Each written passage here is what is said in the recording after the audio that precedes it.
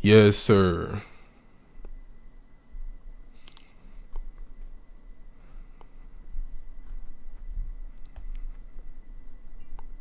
Okay, boom. Yeah, we should be good now.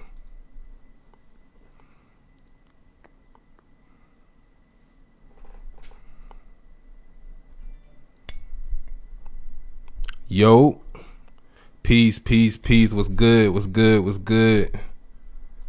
What's good? What's good? What's good? Yeah, man. If you can hear me, if you can see me, put a 1 in the chat, man. Make sure my quality good. Make sure everything's straight.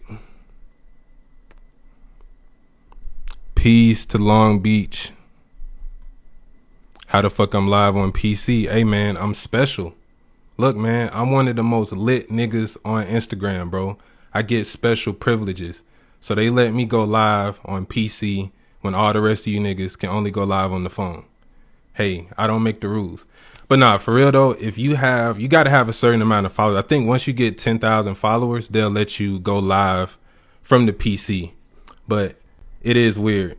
Shout out to YouTube. But yeah, I'm actually streaming on like 5 platforms right now. So I'm on YouTube, I'm on Instagram, I'm on Twitch, I'm on TikTok. I'm everywhere, man. So I'm gonna let the room fill up a little bit, then we gonna get started. But yeah, man, it's gonna be a lit show, man, because I want to talk about something that's super, super important. Shout out to everybody on TikTok. But yeah, man, I want to talk about. Oh, hold up. Give me 1 second, because it look like we got an audio issue.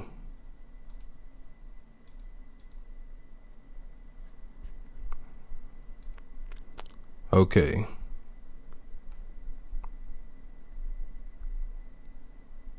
Yeah, give me 1 second.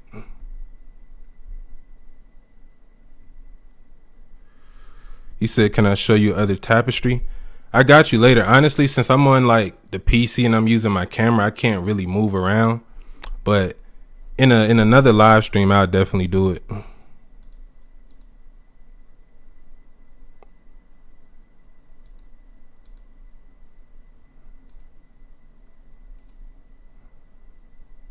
Yeah.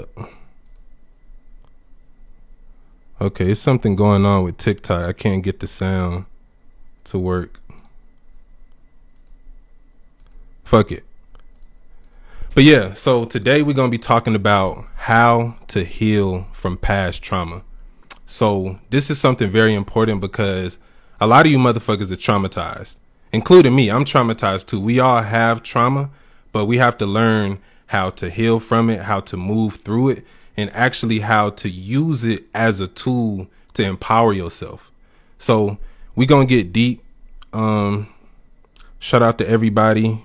What's good? What's good, Cosmic? You said, am I depressed? Hell no, I'm not depressed, nigga. I'm a god.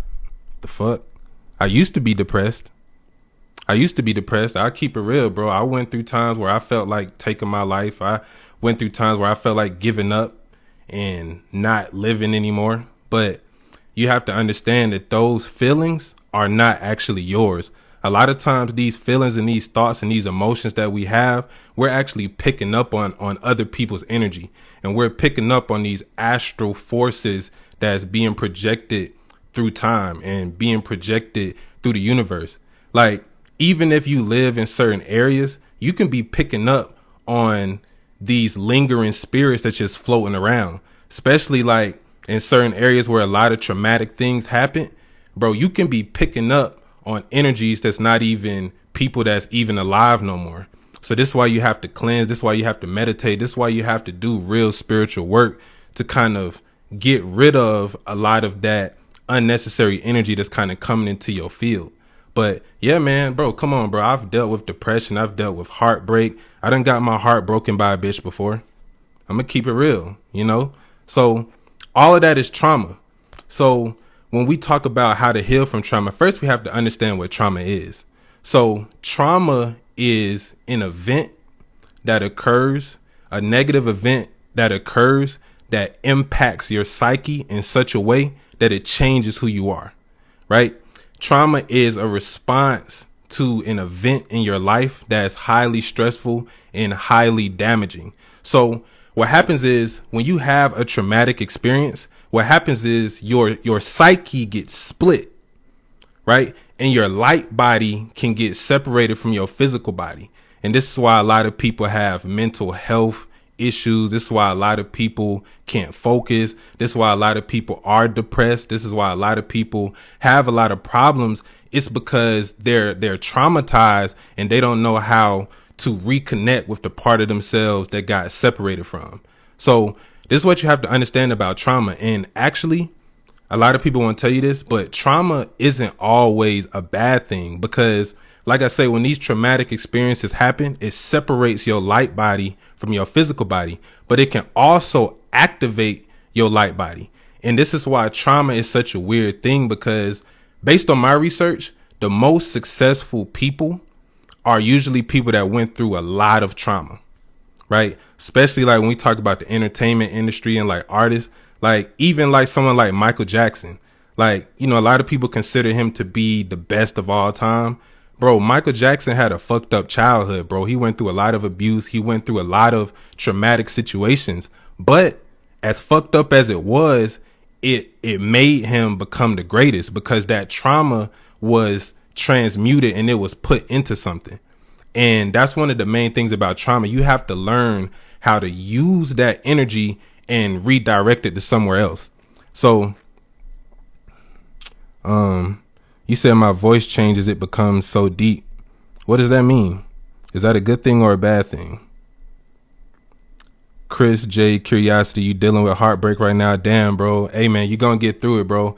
Stay strong. Understand, you know, when you go through a relationship and a breakup, you have to understand that when you love somebody, it's not just about the other person. It's really about activating the love within yourself. And we use the other person as a conduit in order to do that. But you really have to learn how to love yourself way more and, you know, really love yourself on an unconditional level. But I'm sorry to hear that, man. You know, hey, man, heartbreak sucks. Instagram been tripping. Yeah, Instagram is tripping. But yeah, let me know if it start glitching out and shit, because it seemed like everything be good, but on Instagram, the quality always kind of gets shaky. So Instagram got to get their shit together. PK, you say you need to get in touch with me. Hey, man, really, bro, I'm so busy. I be having so much shit going on that really the best way to get in contact with me is really just to book a consultation. You can send me a DM, but it's like, bro, I get like 300 to 500 DMs every single day, and I literally just can't respond. So really the best way is probably to book a consultation with me, and that'll just give you one-on-one access. You know, you can just talk to me about anything. But back to this trauma, you have to understand that a lot of what we see going on out here, especially like in the dating environment, we're seeing people with unresolved traumas that's projecting their traumas onto other people. So for example, if you go through a relationship and you get abused, let's say you're a young goddess, you're a woman, and you go through a relationship where you get abused or you get physically assaulted, right? That can cause you to look at all men as terrible, horrible, and just fucked up people, to where anytime you even meet a new man, you will bring that same energy to the relationship. And the same thing goes with dudes with females. It's like if you get your heart broken, niggas, you know, become red pill. They become these fake ass alpha males, and they kind of have just this negative energy towards women, and they don't understand that they're really fucking their own self up because they haven't resolved from that trauma. So a lot of what we see going on out here, bro, like, you know, and even a lot of this shit really go back to your parents. Like people that had, you know, abusive mothers, narcissistic mothers, abusive fathers, they will pick up on those traits and they will carry that energy with them for the rest of their life. This is why parents and, you know, family units are so important, because when a child is at that young, impressionable age, anything that happens to you when you're at that age, it's like you're a sponge. So you absorb so much different things on a subconscious level. And a lot of children go through a lot of abuse at a young age. And it really does either one or two things. It either makes you very passive and it can make you like docile and kind of like a shell of yourself, or it can turn you into a fucking monster, right? That's why they say hurt people hurt people. You know, a lot of times people that are abusers, they create abusers because if, let's say, for example, anytime you do something wrong, you get your ass beat, you're going to think that that's how you should respond when other people do things that you don't like. And it's a vicious cycle that continuously repeats itself. So trauma is super deep, yo. Trauma is super, super deep. You said, damn, what happened with red pill? Well, look, I'm going to give you the game on the red pill shit too. You know, the red pill community has officially been labeled as a terrorist group by the FBI and Homeland Security. Because this is the thing, and this shit is deep. And I made videos about this in the past, and motherfuckers was trying to hate on me. But you got to understand that the red pill community is super, super vast. So you have like the Kevin Samuels, and you have all of those guys that talked about different topics about women. But then you also have the incels. And what started to happen is a lot of these incels, you know, they don't really talk about it in the news, but a lot of them became violent. And it's been a lot of these incel dudes that's been actually attacking women, killing women, shooting people, shooting up schools, all this crazy shit. And the thing about the feds is anytime somebody commits like a crazy crime, they go through your phone and they look at your search history. They look at your YouTube history. They look at your Instagram. And so they started to see that it was a pattern that all of these incel guys was watching these red pill content creators. So now it forms a pattern. And now they're starting to kind of link up the red pill content with all of these incels and all of these vicious crimes and all of this shit. So you're going to see a lot of that content start to kind of get faded out a little bit. But you know, everything connects, bro. Let me see what the comments talking about. How about hurt people hurt the actual person that hurt them and not the ones they didn't? Well, yeah, I mean, at the end of the day, that's usually what happens a lot of times, because if you constantly go through negative experiences with somebody, eventually it's like you become a ticking time bomb. And, you know, this is why you see like a lot of violence, a lot of domestic situations. This is why you see all of these different things happening, because it's all unresolved trauma. And trauma can manifest itself in several different ways. Like you can actually traumatize yourself based upon how you think. So a lot of people have actually put themselves in a traumatic situation just based on their own thinking. And this is really the deepest form of trauma, because I know a lot of people that is like, anytime I tell them something, anytime I tell them about a new idea, I tell them about some future plans I got, they always have a negative mindset towards it. So if I be like, hey man, look, I got this play, you know, we can all get rich off this shit. All you got to do is X, Y, and Z. Their first automatic natural instinct is to talk about why it won't work, or to talk about why it's not a good idea, or to find something negative in it. And a lot of people unconsciously have this type of mindset based on trauma, because like I say, a lot of it go back to childhood. A lot of this go back to your parents. If you were a kid, right, and every time you had an idea, every time you wanted to do something and you brought it up to your parents and they immediately shot you down, you're going to subconsciously, first, you're going to give up on your dreams and you're not going to express yourself as freely. But also, you can actually become that same person when you get older. So now anytime somebody brings you ideas, you automatically go negative.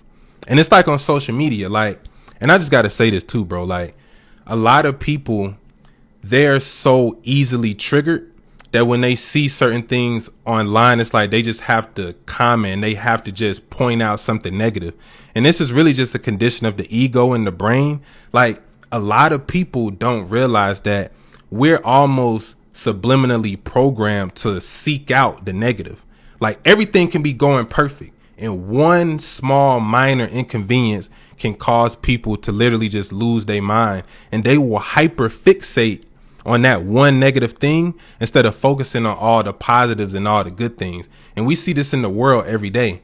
Just like I made a post the other day, I was like, look, we don't realize how privileged we are. We don't realize how much opportunities and how much access we have to things that previous generations didn't. And as soon as I put that video out, people in the comments, oh, nah, you know, you wrong, because back in the day, people lived longer. They didn't have all the mind control. Like, bro, there will always be positives and negatives and pros and cons. But a lot of people focus too much on the negative because that gets people riled up. People like to feel like they're against something. A lot of people are addicted to conflict. And that's another form of trauma. That's another form of subliminal programming. A lot of people, believe it or not, they can't handle being at peace. They need some crazy shit to be going on. They need drama. They need something to just, keep them engaged. A lot of people think being peaceful is boring. Like me, bro, I'm gonna keep it real. And this is why I don't hang with a lot of people, because when I'm by myself, life is peaceful, bro. Like my life is super peaceful. I don't really have a lot of crazy drama. Like I'm super chill, laid back. But when I get around certain other people, that's when all the bullshit starts, because they coming with a different energy than me. And people will be hanging around me and they're not used to just being at peace. They're not used to positive energy.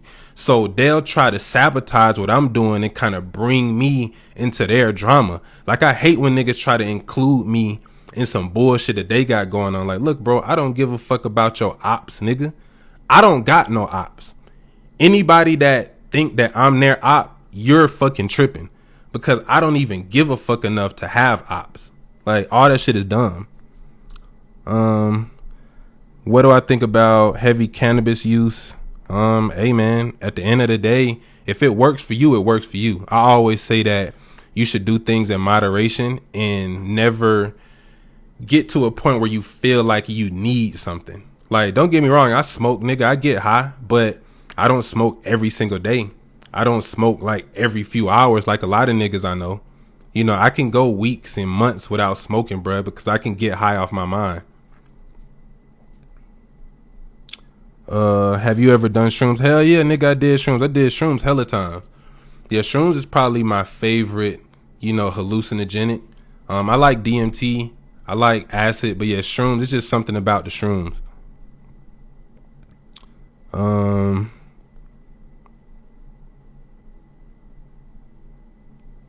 But at the end of the day, you really don't need these drugs, bro. I mean, you can do certain breathing techniques.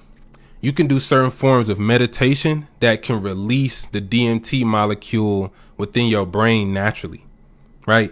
Deep breathing. And that's another way to heal trauma as well, because in order to heal trauma, first you have to recognize that you are traumatized. One of the key things about trauma is that when people are traumatized, they go through two phases first. They go through shock, and then they go through denial.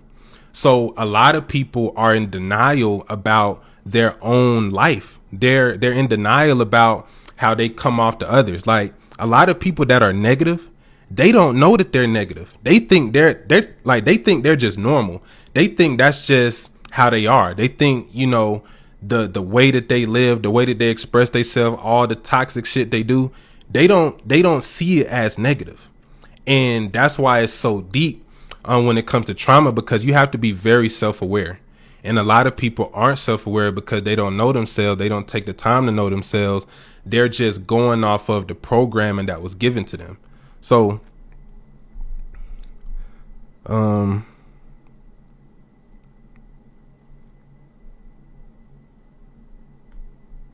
yeah, I mean, at the end of the day, oh my bad. Oh yeah, shout out to you, Student for Knowledge. You say you living in your car right now. Hey man, listen, better days are coming. Big things are coming your way, man. Listen, I've been through all of that shit, bro. I used to live out the car, nigga. I used to live in bandos. I used to live in fucking tents. I used to be homeless. I used to be down bad, bro. Now I'm in my own house. So if I can do it, you can do it, bro. It's all about focus. It's all about learning. And it's all about every single day trying to get better, trying to learn, trying to improve yourself, bro. Like when I was homeless, you know what I did that really changed my life? Nigga, I started going to the fucking library, bro. I started going to the library and reading every day. I picked up the Black's Law Dictionary and I started learning about the laws. I started learning about credit. I started learning about how you can remove anything off your credit report. I started learning about how you can build business credit. I started learning about marketing. I started reading all these books. I started learning about history, learning about how things work in the matrix so that I could go into the matrix and reprogram shit. See, a lot of people have a victim mindset, and this goes back to trauma. Once again, a lot of people have put themselves into a state of perpetual victimhood. To anything that happens, it's always somebody else's fault.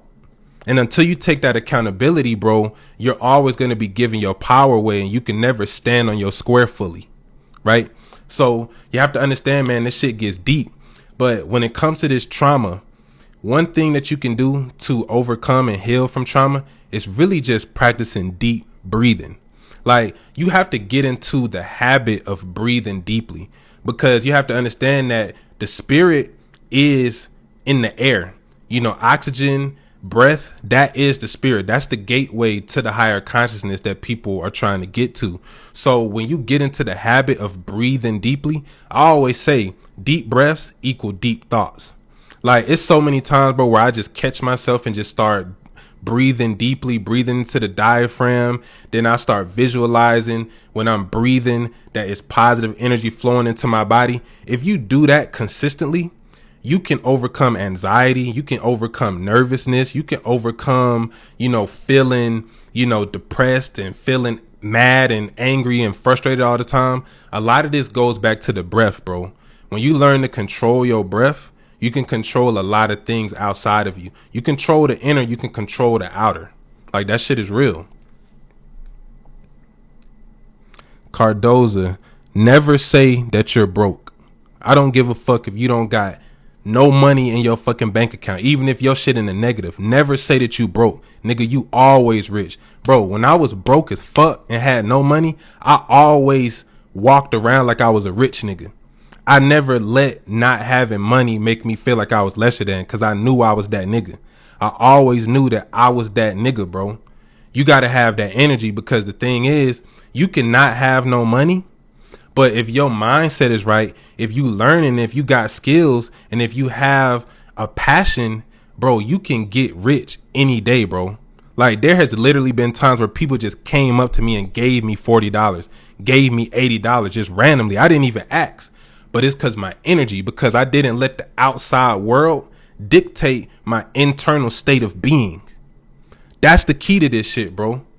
A lot of people allow the outside world to dictate how they feel within themselves.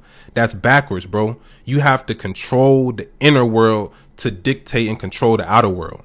It's just basic metaphysics, Like I say, bro, I'm not one of these niggas that try to act like I'm all perfect and high and mighty. Like, no, nigga. I used to be in the streets. I did bullshit. I was on the fuck shit at one particular time, but I elevated past that, So, listen, bro, everything that y'all are going through, I've been there, and not to try to make it seem like I'm better than nobody, but I just never allow anything to stop me from getting better and succeeding. You just got to have that mindset, bro. This shit is about mentality. When I talk about being a god, a lot of people make it into a religious thing.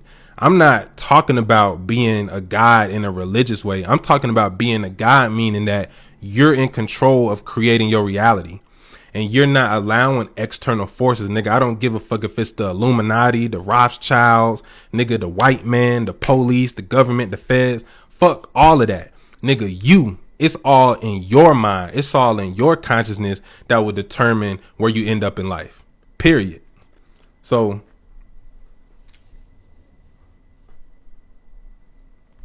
facts. Yeah, man, the library is so underrated, bro. Hey, that's a good comment. Quite balanced too. You right, bro. Listen, a lot of people overlook the library, bro. When I was homeless, nigga, I was in the library every day. Cause look, for one thing, you need a place to charge your phone. You need a place, to sit down and lay down. And nigga, you can go to the library and go to sleep. I used to sleep in the library, bro. But I would be in there. And then also what I started to do, I started to talk to people that was in the library. You'll meet some interesting motherfuckers in the library, bro. You'll meet some bad bitches in the library too. See, a lot of you niggas that ain't got no hoes, you need to go to the library, bro. Go to the library and meet you a woman that's in the library, bro, that's reading books, that's doing something constructive with her life. Y'all niggas want to chase after all these IG models that's not fucking with you unless you got a bag. Come on, man. Take your ass to the library, nigga. I'm putting you down, putting you on game. You know what I'm saying? But, bro, honestly, he said, what's the book that I read on how to fix credit? It's not really one book in particular. It was a whole lot of books. And this is like, nigga, this is like 6 years ago. So I didn't even remember a lot of the books that I did read. I just took the game and I took notes. And once I had the information, I was able to start implementing it. So, man, it's all type of books out there. I'm actually about to put out a book on credit myself. You met a beautiful woman who works in the library. I'm telling you, bro. Are you already in a relationship? Hey, man, polygamy, bro. You know what I'm saying? Polygamy is the future. How do you avoid getting finesse? What you mean by that?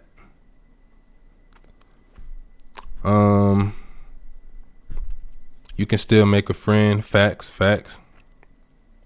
What games do I stream the most? Man, honestly, I play a lot of weird games. I don't play video games that like people be hyped up. I mean, I play like Fortnite and shit. I play GTA. You know, I don't really play a lot of sports games. I play a lot of RPG and like nerdy ass weird games. So I'm playing a game called Genshin Impact right now. That's like one of my favorite games. I mean, I fuck with Spider-Man. I fuck with that Spider-Man shit. That's kind of fun. So I play games sporadically, bro. I'm not like a big gamer, but I am going to start streaming more. Oh yeah, I fuck with World of Warcraft. I fuck with Skyrim, Elder Scrolls. I be on that.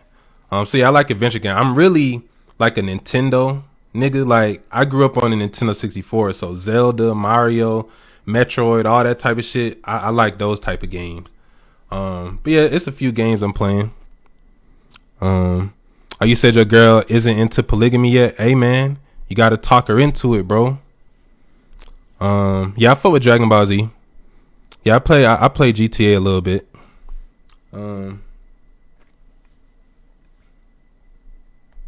But yeah, man, back to this trauma, bro. Back to this trauma. Another way that you can overcome and heal from trauma is that you need to find an outlet that you can express and channel your energy towards. So for some people, that's exercising, working out. You know, for some people, it's going to the boxing gym, right? For me, it's music and art. Okay, that's how I channel my negative emotions and I transmute that energy into something positive. So a lot of us have, you know, we have this trauma, but we don't know what to do with it. So we're holding on to it because we don't know how to shift the energy. See, trauma is nothing but energy that you're holding on to, right? It's negative energy that you've allowed to attach to you, and it's become a part of your identity, and it's become a part of who you are. So when you start to have activities and you start to have outlets to where you can move this energy and actually use it in a constructive way, this is how you can really heal. Take somebody like Mike Tyson, right? One of the best boxers of all time. A lot of people don't know that Mike Tyson got bullied as a kid, right? Read his autobiography. He got a good autobiography out. It's documentaries about it too. But yeah, Mike Tyson used to get his ass beat, bro. He used to get bullied. He was getting, you know, fucked up out here. And one day, just one particular day, bro, he snapped and he knocked the nigga out. And everyone was scared. And after that, he became a monster. You know, he started going to jail and shit. But fighting was his outlet. That's what allowed him to transform and transmute his trauma into what, you know, basically led to him becoming a great, you know, one of the greats, you know. So you have to find an outlet to take all of that pain, all of that anger, all of that sadness and put it towards something, right? You know, like I say, working out, hitting the goddamn punching bag. You know, some people like to go jog, and really physical activity is a great way, because when you have all this negative energy, anything that you just allow to settle and become stagnant is negative. You know, anytime water is stagnant and it's not moving, that's not good. Okay. So you have to get moving. You have to become active. A lot of people just sit with their thoughts and they allow these thoughts and these energies to linger. And what happens is all that negative energy that you're holding on to, now it becomes an entity. Now it actually becomes a tangible living being that's attached to you, right? Because when you have your third eye open, bro, you can literally see entities attached to people. And this is why, I tell people when you open your third eye, bro, you got to be mentally strong, because I be seeing certain shit in people and I be like, bro, I don't even really want to be around certain people because I know how that energy can travel, So you have to find an outlet. You have to find an outlet for these energies to be able to be transformed. For some people, it could just be writing. Write your thoughts down, bro. Write down how you feel and then write down how you want to feel. A lot of people feel like just because bad things happen to them, that's who they are. And you can always transcend that. Like, bro, I could do a whole 5-hour live stream just talking about all the traumatic shit that happened to me, bro. I'm not going to do that. But I'm saying this to say that all of those things made me who I am. And it wasn't until I realized that that was potential energy that I could use to become stronger. That's when my life really changed, because I understood actually trauma doesn't have to be bad. Even with working out. Okay. When you work out, you're basically traumatizing yourself. You're traumatizing your muscle. You're tearing down your muscle fibers so that they grow and become stronger. This is what you're doing on a spiritual level when you start to do meditation, you start to do rituals, and you start to do magic. You're transforming one thing to another state. This is alchemy, right? So this is what you have to do, man. This is how you get to a higher level in life. You have to use what you have in order to get to where you want to go.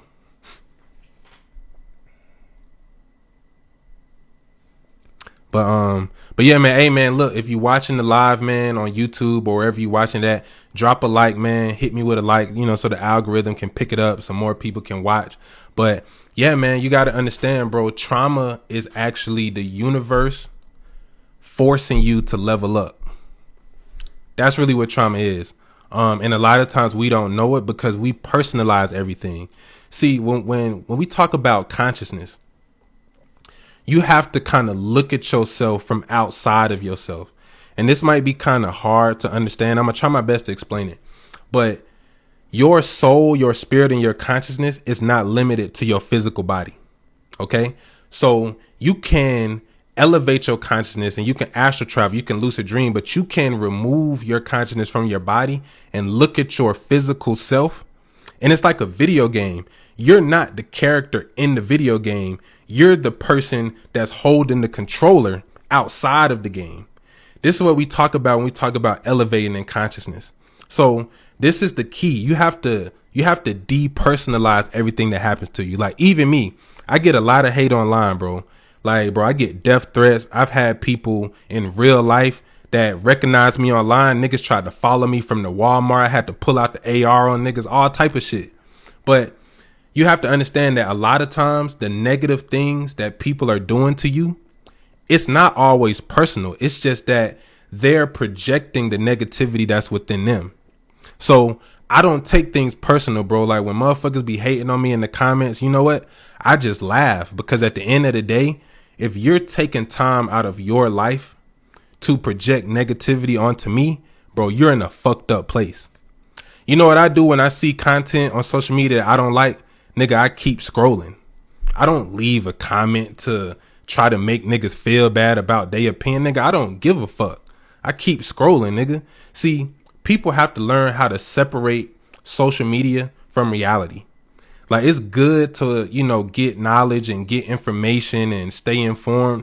But a lot of people take everything so seriously, bro. Like, people are really just sensitive as fuck these days.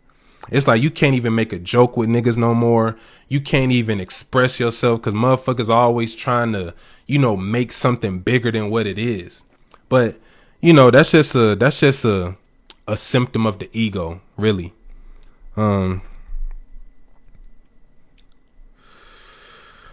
Facts. Definitely got to stay protected, man. Oh yeah, just ridiculing curriculum. Appreciate that. Appreciate that. Um, but yeah, shout out to everybody watching, man. Shout out to everybody watching. Um, okay, my bad. I ain't see you right here on Twitch, Torian. What's your take on people who smoke weed to suppress that trauma? Well, look, this is my take on weed, bro. I'm a shaman. I look at myself as a shaman. So all of these different drugs, quote unquote drugs, are portals to different dimensions within your consciousness. So responsible use and intentional use is much different from recreational use.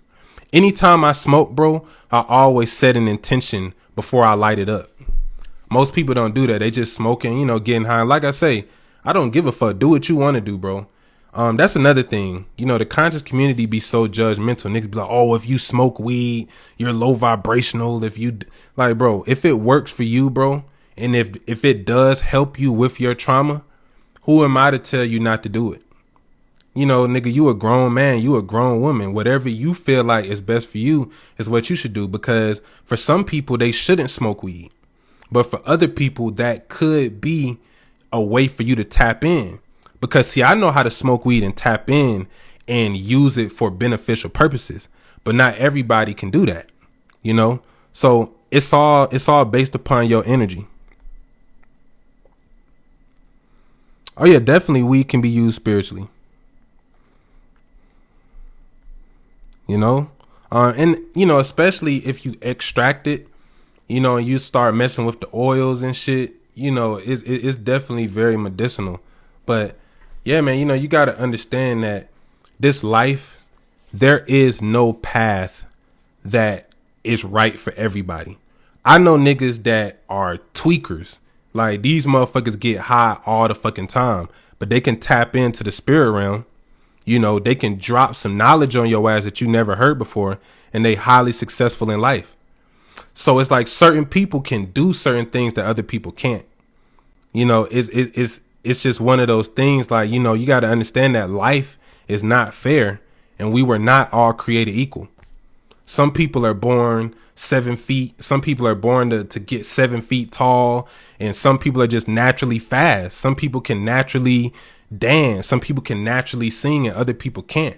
It doesn't mean that they're better or, that they're superior to others. It's just everybody has strengths and weaknesses. Everybody has certain DNA genetic traits, right? So some people can eat like a motherfucking pig, eat the most unhealthy shit, eat hella food all day, and they never gain weight. Whereas other people might not even eat as much as them, but they can gain weight a lot faster because a lot of this stuff is based on genetics, So, certain drug addictions, certain personality types, all of these things can be traced back based upon your genetic lineage. And this is why knowing yourself is so important and connecting with your ancestors, because we even have ancestral trauma. Like if your parents, your great grandparents went through certain things, you can inherit some of that trauma unconsciously. Like even me, like it's certain tendencies that my dad had that I subconsciously picked up on, good and bad. And it's just one of those things that happens just based upon DNA and genetics. So yeah, it's just one of those things, man. But yeah, listen, at the end of the day, you have to understand that the only way that you can heal from anything is that you have to focus on creating new experiences. Okay. A lot of people dwell on the negative things that happens to them. Like I know people, bro, that's in their 40s and their 50s, and they still talking about shit that happened when they was 20.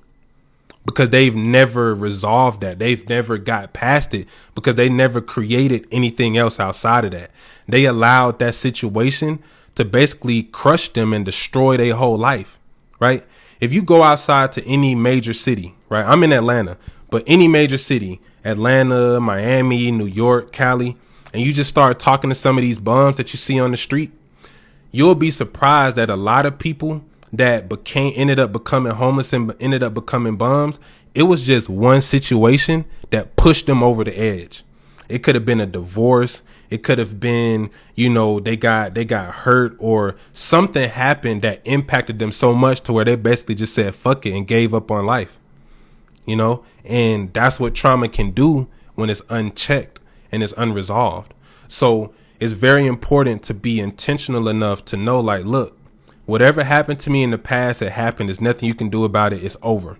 But for one thing, I can learn from it. And another thing, the fact that I'm still here and I'm still standing, that means that I survived it, which means that I'm strong. So if you're still here, if you're watching this video right now, you're powerful as fuck. You're strong. You have God energy within you because you survived all of those things. You might still be traumatized. You might not have fully healed from it, but you survived it.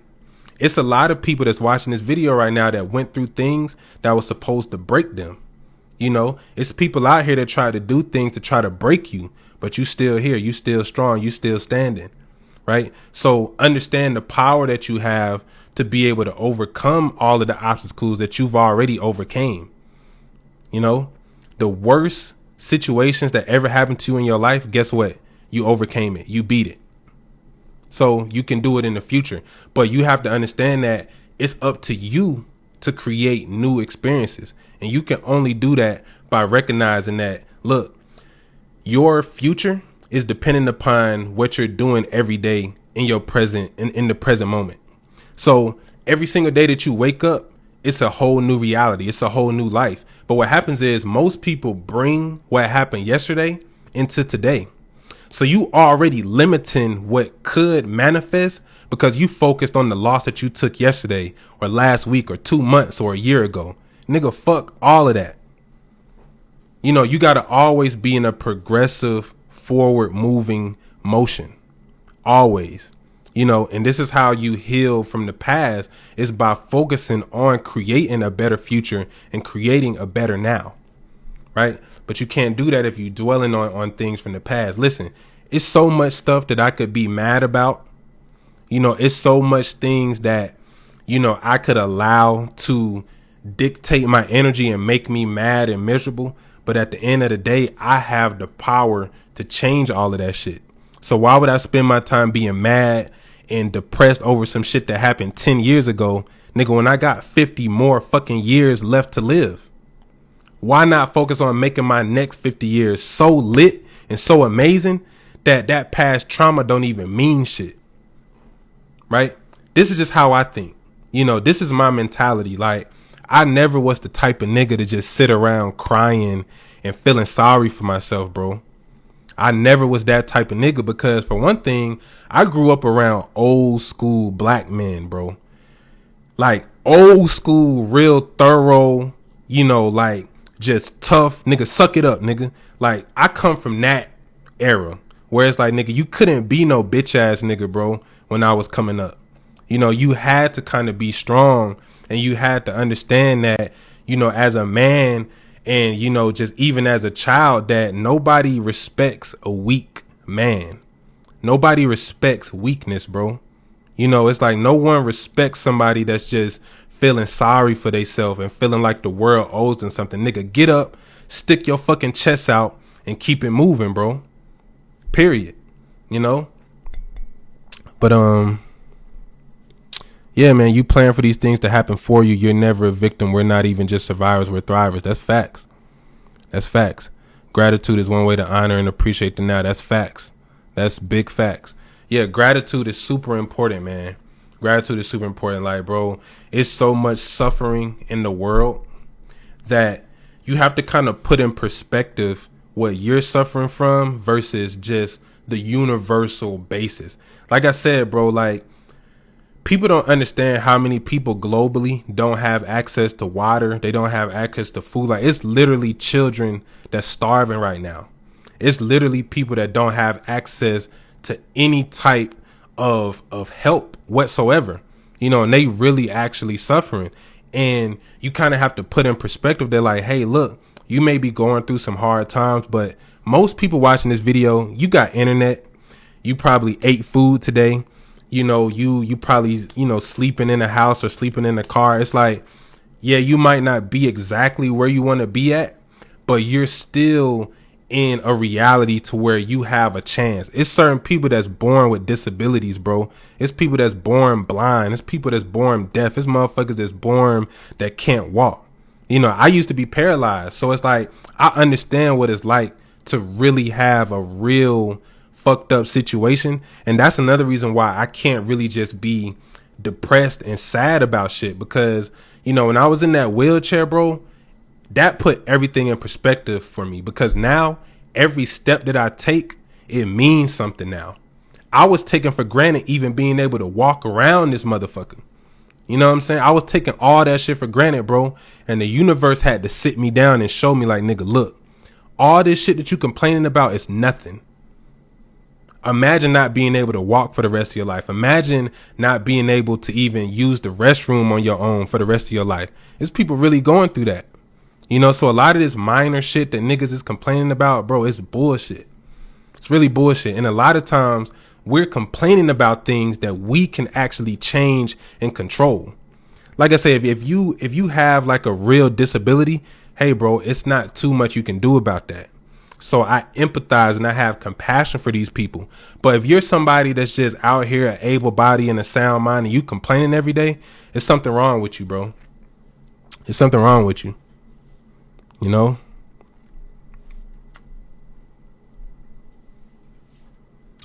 Alchemist K2, appreciate that, man. Hey, appreciate everyone, man, that's supporting it. Appreciate everyone that's been showing me love.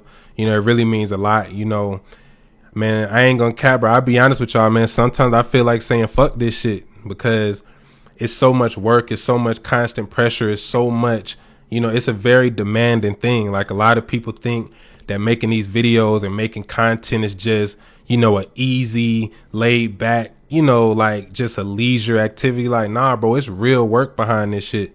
You know, so I definitely appreciate the support, man. It really means a lot. You know, and it really keep me going, because like I said, I started making content and I really just wanted to put certain energy and put certain perspectives out into the world that I felt like could help people. Because I know when I was going through my dark times, when I was going through my rough phases in life, not too many people was there to kind of give me encouragement, to let me know like, hey, bro, it's going to be good. You know, just stay focused, just stay on the path, stay disciplined. You know, I didn't really have that. So I know that a lot of people, especially a lot of younger people, they're going through a lot of fucked up things, and there's nobody telling them that like, nah, bro, you got the power to change it. You got the power to overcome it. Not many people is saying that. A lot of people really will kick you when you down. You know, I never was like that, bro. I want to see everybody win. I want to see everybody prosper, even the people that don't fuck with me. That's how thrown off I am, bro. Like, even if you don't fuck with me, I don't want to see you suffer. At the end of the day, now, if you attempt to harm me in a real tangible way, oh yeah, fuck you, nigga, you can die. That's how I feel. But other than that, bro, just niggas talking shit on the internet, bro, I don't let that shit bother me, bro. You know, at the end of the day, man, I got to live my own life. And, you know, nobody is really, you know, gonna give a fuck if I, you know, give up or keep going. It's kind of just gonna be up to me. So, the Pheno Finder, you help make all the spiritual stuff click for your boy. Hey, I appreciate that, man. I appreciate that. Yeah, like, you know, that's another thing. I wanted to kind of like remove some of the dogmatic type of stuff that I saw in the conscious community. Because like I say, man, people turn consciousness into another religion. So people try to polarize everything. And really, true consciousness is about transcending the duality, transcending these polarities, and really tapping into true oneness and really being able to connect with the all. You know, a lot of people, man, they get consciousness and say, oh, if you do this, then you're not spiritual. Bro, even the person that has no knowledge of self is still spiritual. You can't not be spiritual, bro. Because we are spiritual beings. What happens is we just lose connection with that part of ourselves, and we just dwell more in the lower self of the ego. But even the ego, what we call the ego, can actually be a gateway to spirituality, because I don't believe that you should kill the ego. I believe that you should strategically use the ego when you need to, right? So I know how to use my ego in a way that's positive versus in a way that's negative. right? But all of this comes with learning. All of this comes with understanding, and it takes time. But yeah, man, you got to understand that every negative experience is attached to a positive one. It's just like a battery. You can't have the negative side of the battery without the positive side. So when you going through these negative situations, understand that on the other side of that is something positive. And there's a lesson to be learned if you're able to go beyond the ego and actually see things for what they are, and it's not easy to do. It's definitely not easy to do. And that's the thing about spirituality is like a lot of people make it seem like when you become spiritual that your life will just get easier and everything will be magical and everything is just gonna be a life with no stress and no hardships and no struggles. That's not true. A lot of times when you become spiritual, your life will actually get more difficult in the beginning because now you're changing the frequency that you've been operating in. So the universe is naturally going to try to bring you back to where you was at. It's going to try to bring you back to the old part of you. This is why, like, when I did this, a good example, like when I first started eating meat, when I stopped eating meat, bro, it's like everywhere I went, it was just more meat just being thrown in my face, bro. Pause. Pause on that. But it's like everywhere I went, bro, it's like motherfuckers was trying to it's almost like because I stopped eating it, it's like the universe was trying to see if I was serious. So they put me in situations where I would be tempted and I would be tested. And that's how you know that you're actually making progress. When you can stand in the face of adversity and temptation and not fall victim to it, that's when you know you're actually making real spiritual growth. So a lot of times when you go through these shifts in your consciousness, right? The universe is going to test you to see if you really about this shit. Like, okay, nigga, you say you want to be a god. You say you want to be, you want to change your life and change your reality. Okay, well, guess what? We going to give you some trials and tribulation to see if you can really stand on this shit in real time. Most niggas can't do it. Like, most people are so pre-programmed that if somebody does something that they don't like, they have to react in a negative way. They don't know how to just pause, collect themselves, breathe, and just not let that shit affect them, bro. It takes a lot of work because, like I say, the ego wants to go tit for tat.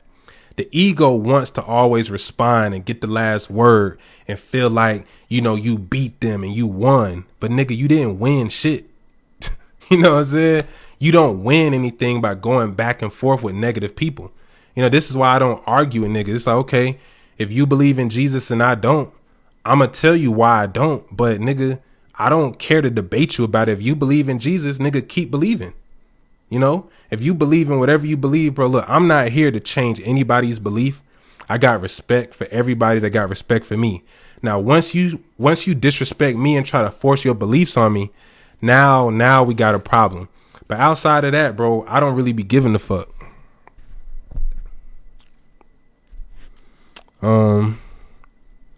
Your ego being aligned with source and unconditional love does not ever make you feel superior or inferior to anyone. Nothing compares to you as your creation when you let that light shine through you. That's real. That's real. Talking to yourself begins the reprogramming of your DNA. I like that. That's a deep point. That's a deep point, Torian. Listen, the conversation that you have with yourself, the internal monologue, the internal dialogue that you have with yourself is the basis of your reality. And the tone of that conversation will dictate how your life plays out, right? You have to hype yourself up, bro. Every single day, bro, I'm constantly programming my subconscious. I'm constantly telling myself, nigga, you God. Nigga, you the best. Nigga, you look good as fuck. Nigga, you sexy as fuck. Nigga, you rich as fuck. I'm constantly telling myself this just randomly as I'm walking around. And what happens is once you do that enough, it becomes a subconscious belief. And now the universe will start to respond to that. But see, a lot of people have this negative mindset about their own self. Look, bro, I'm not the best looking nigga. I got a big ass head. I got a lazy eye. You know what I'm saying? It's like I got a lot of things that I could look at myself and be like, man, I'm ugly, or I don't like this about myself. But guess what? If I can love even my insecurities and my flaws, that will make my energy more attractive. So a lot of people are walking around constantly looking at their imperfections and constantly looking at things they don't like about themselves. And that energy becomes attached to your aura. So now the universe is going to treat you like that. If you look at yourself like you're not worthy, like you're not divine, then how can you ever be treated like it? You know, I had to really reprogram everything about my mind, you know, and it takes time, and it's not an easy thing to do. Yo, cup of coffee. Hey, appreciate that, man. First time chat. Hey man, appreciate you for watching, yo. For real. What would you recommend for subconscious reprogramming? Meditation, rituals. Those are probably the two biggest things. That we can even start talking about diet. We can start talking about fasting, doing different things like that. But really, the best way to reprogram your subconscious is to put yourself through difficult situations. You know, because it's only when you overcome stress and overcome obstacles that you reprogram yourself. And this is also how you build confidence. A lot of people ask me like, yo, I want to start streaming. I want to start making content, but I don't have the confidence, or I don't have, you know, the self-esteem to get in front of cameras and, you know, speak what's on my mind. And a lot of that really just comes from the fact that you're overanalyzing, and you're not understanding that the more that you do something, the better you get at it. Right. So it's one of those things where, you know, repetition is very important as well. You know, you have to constantly be pushing yourself to learn more.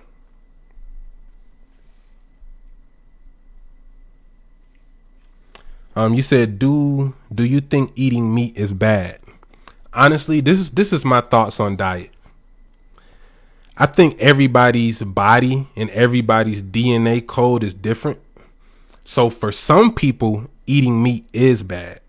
For certain other people, eating meat isn't bad. It really just depends on you and how your body, your DNA, and your genetics is set up. Like, this is why I don't believe in like, oh yeah, everybody should be a vegan or everybody should eat meat. Like, no, nigga, it's whatever works for you.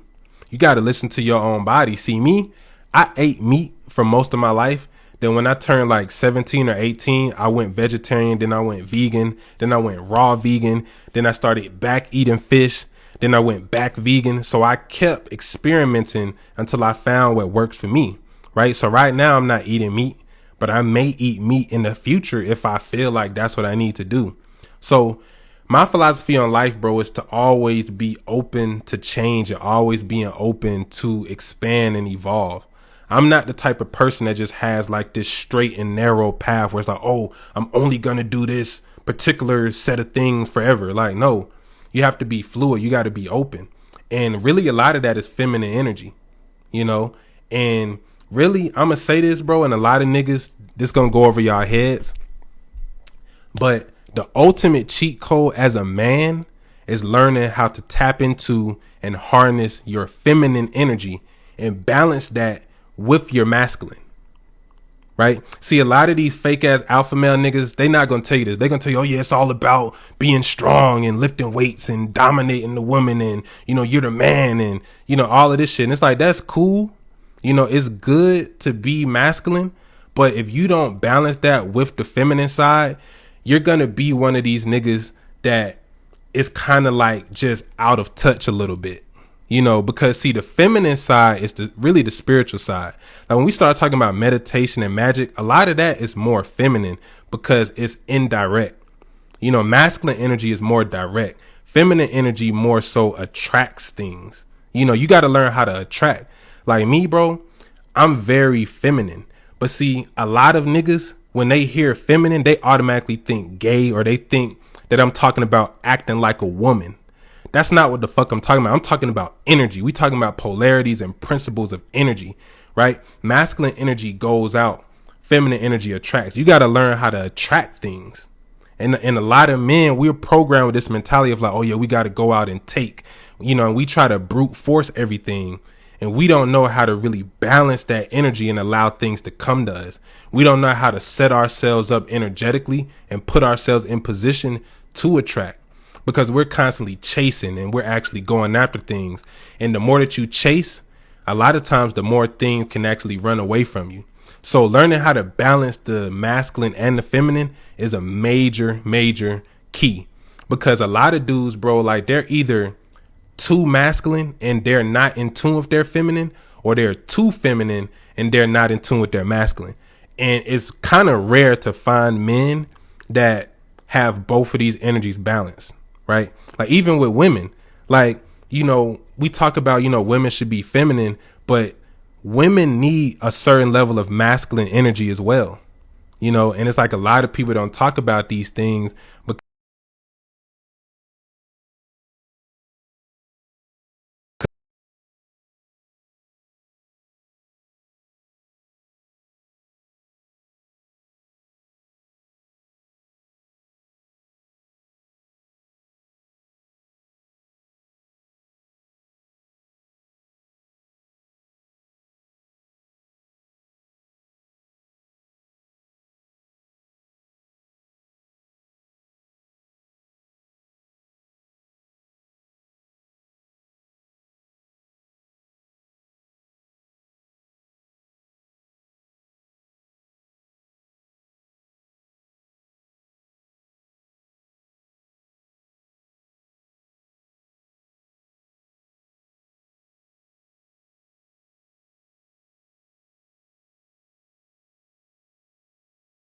woman's body. Like I know certain females that's like really like tougher than certain niggas.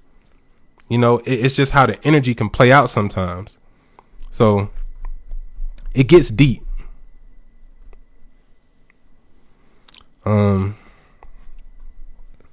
You a business boss chick with lots of go energy. Hey, that's what's up. I mean, a lot of dudes are intimidated by that. A lot of dudes are intimidated by women that kind of have more of that masculine side. But this is my mentality about that. I think that there's somebody out there for everybody. So a lot of people that make like relationship content, they'll say, oh yeah, all women should be like this, or all men should be like that. Bro, that's that outdated boomer mentality, bro, of thinking that you can just fit people into these particular narrow, groups. Bro, everybody is different, bro. Some men are going to be a little more feminine. That's just how it is. And if you tell them like, yo, you shouldn't be like that, you should be like this, a lot of times it's not going to work, because that's just how they are. So you kind of have to embrace, your own energy. And, a lot of people will try to make you feel like, you're lesser than, or it's something wrong with you because you feel this type of way, or you express yourself in these types of ways. But sometimes that's just how it is,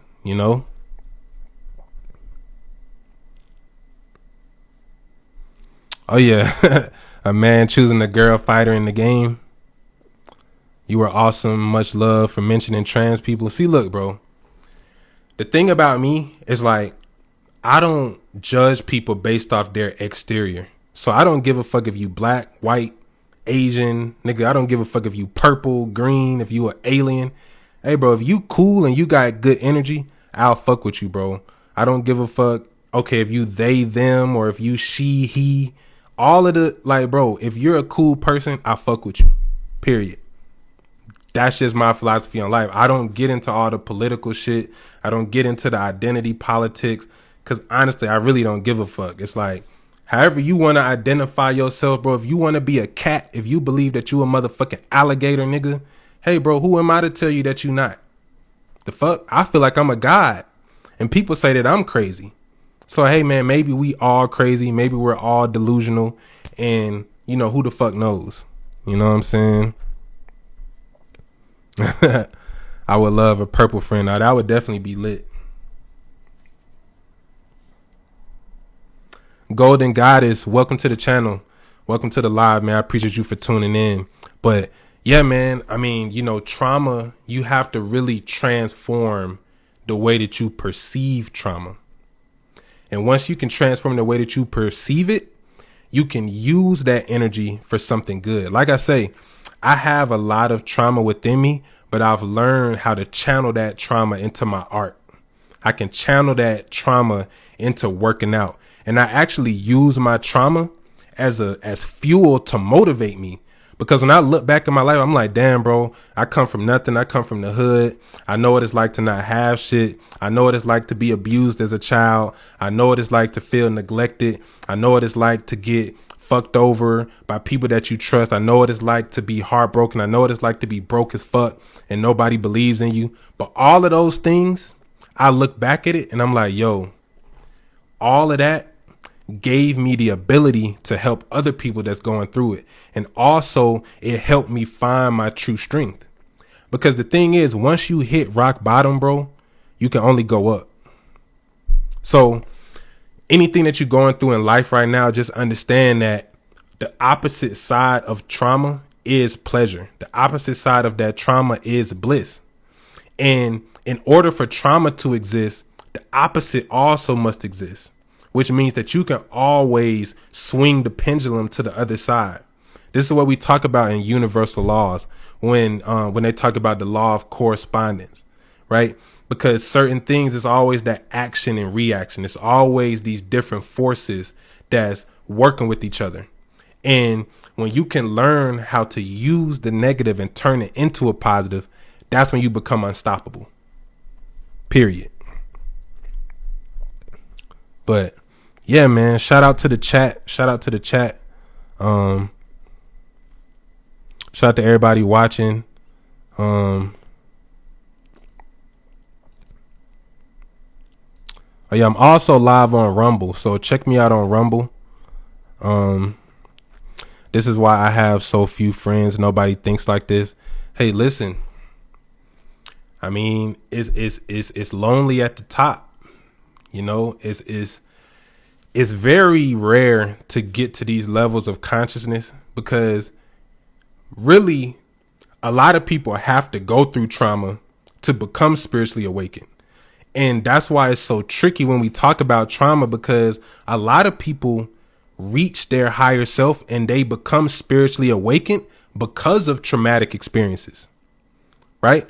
And this is why it's so crazy. And the spirit world works in mysterious ways, because sometimes the worst situations can actually bring out the best in you.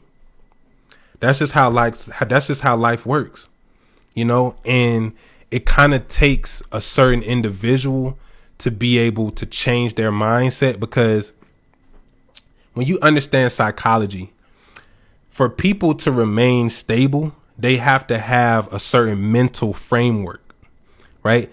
So when you talk about changing that mental framework, this is what subconscious reprogramming is. You're literally changing the way that you perceive reality. And when you do that, it can cause people to have mental health problems, because it's almost like having a computer, deleting all the programs and completely rebooting it. And it's like you're starting over with the fresh new program.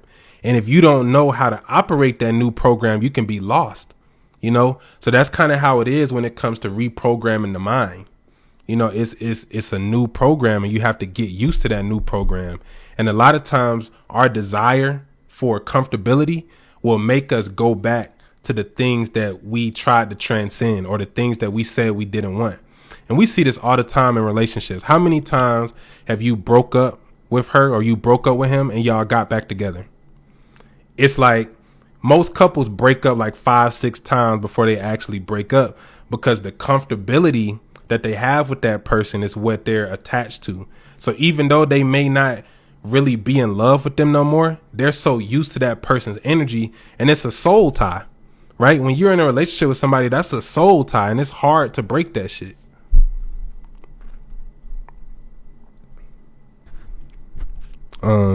YB 3000, appreciate that. So look at this. You're bringing all of us together because of your past trauma and helping us heal our traumas. Hey, that's the whole goal, bro. That's the whole goal.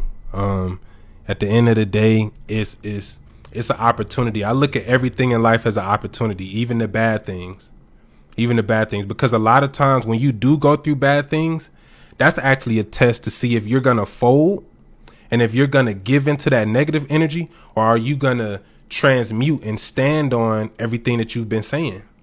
You know, it's always going to be a test. And no matter how good your life gets, there's always going to be that polarity. So like even me, like I said, I used to be broke as fuck. I used to wonder where I was going to eat. I used to wonder where I was going to sleep at.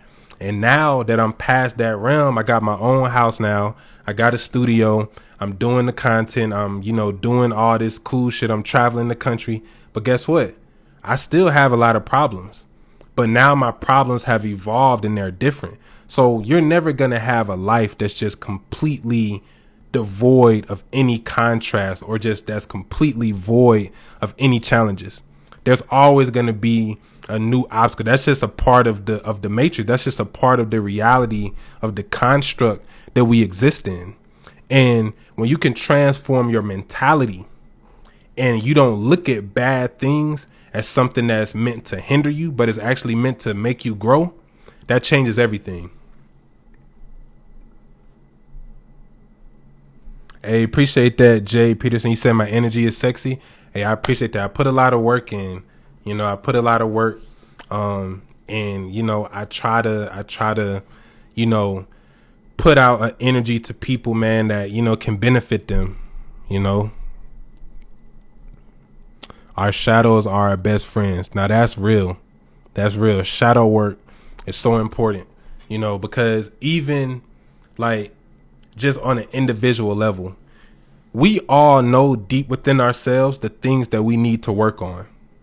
A lot of us just refuse to work on it because it requires us to become uncomfortable. It requires us to stop doing things that we like doing. You know, it's like losing weight. Nigga, if you want to lose weight, because even me, I got overweight, you know, so I've been doing a lot, I've been working out a lot more. I'm eating healthier. But it's like when you want to lose weight, hey, guess what? You got to give up them honey buns, my boy. You know, you got to give up, you know, a lot of them fried foods. You know, you got to give up a lot of those snacks that you like eating. You know, you got to give up a lot of the toxic behaviors that's keeping you in that state that you don't want to be in. You know, hey, you're not going to feel like working out, right? You're not going to feel like getting up and getting out the bed and going and doing fucking push-ups and going and putting in the work that's required to, you know, lose the weight. There's always going to be that friction no matter what. But once you can push past that, now you can actually tap into some real power, because at the end of the day, bro, a lot of this shit just come down to willpower. I'm gonna just keep it real with y'all, bro. Like, nigga, when I was broke as fuck, when I was goddamn homeless and fucking freezing my ass off in the wintertime, my willpower, bro, would not allow me to quit. Nigga, I could have just started shooting up heroin, bro, and just gave up on life. Because I seen a lot of niggas do that, bro. It's niggas that I grew up with that's on the corner shooting heroin every day. Because the trauma got so bad for them that they just gave into it and gave up. But I never could allow myself to do that, because I understand that I can will things into reality. You know, willpower is a motherfucker, because willpower is also what I like to call psychic energy. You know, it's this mental energy that's stored within your psyche. This mental energy that's stored within your consciousness that you can direct and that you can use to literally change the world. You know, you got to understand, everybody that did something great in life, it all started within their mind. They had to be bold enough and crazy enough to believe that they could change shit. You're not gonna become highly successful. You're not gonna become you're not gonna become the supreme version of yourself without going through that, like without testing your own limitations. You know, I always say this, bro, you gotta be a little crazy to make it. Period. Because crazy only seems crazy to people that don't understand it. You know, a lot of people will look at someone like Kanye, or you look at somebody, you know, just, you know, Kanye is a good example. You know, you can say, oh yeah, he crazy, he be tweaking out. But at the end of the day, his life accomplishments and the things that he's been able to do in life, it validates that, hey, he has to know something. to get to the level that he got to, he has to be in tune with something. He has to know something. So it's always a thin line between insanity and genius. It's always a thin line between spirituality and schizophrenia. And I made a video about this like in 2022. It's such a thin line, bro, that it really intersects, because the type of conversation that, you know, I have on my page, the average person will say that I'm crazy or it's something wrong with me. Because, you know, I talk about aliens, I talk about magic, I talk about meditation, I talk about all this, you know, crazy, esoteric, deep, mystical shit. And to the average person, they like, bruh, I don't give a fuck about none of that. You sound crazy, nigga. How can I get some money? But guess what? I can show you how to get money from using this spiritual shit. But, you know, a lot of people not ready for that level. But yeah, man, you will always be misunderstood anytime you don't think within the status quo. You know, it's something that they have in sociology called the Overton window. And the Overton window is basically a set of accepted social behaviors and ways of thinking. And once you step outside of that Overton window, you become more and more ostracized. And the thing that's interesting is the further you get outside of that window, a lot of times the more potential you have to reach super high levels of success, because you can become successful, but the people that become super successful are always the weirdos. It's always the motherfuckers it's something a little off about them, but that's what gives them their edge. That's what gives them the ability to transcend, you know, the typical, you know, mass mind that has people stuck. You can't be psychologically normal and achieve, you know, extraordinary things, right? So it gets deep. You said, I've been hearing owls recently too. Anytime you hear owls, or especially if you see an owl, that's spiritual protection. That's also wisdom. And it also means that you're protected. Anytime you see an owl, that means that you're protected. And it also means that there's a major transformation about to occur in your life. You know, you got to understand that a lot of these animals are more in tune than humans are, you know? So, yeah, if you hearing owls, that's a good sign.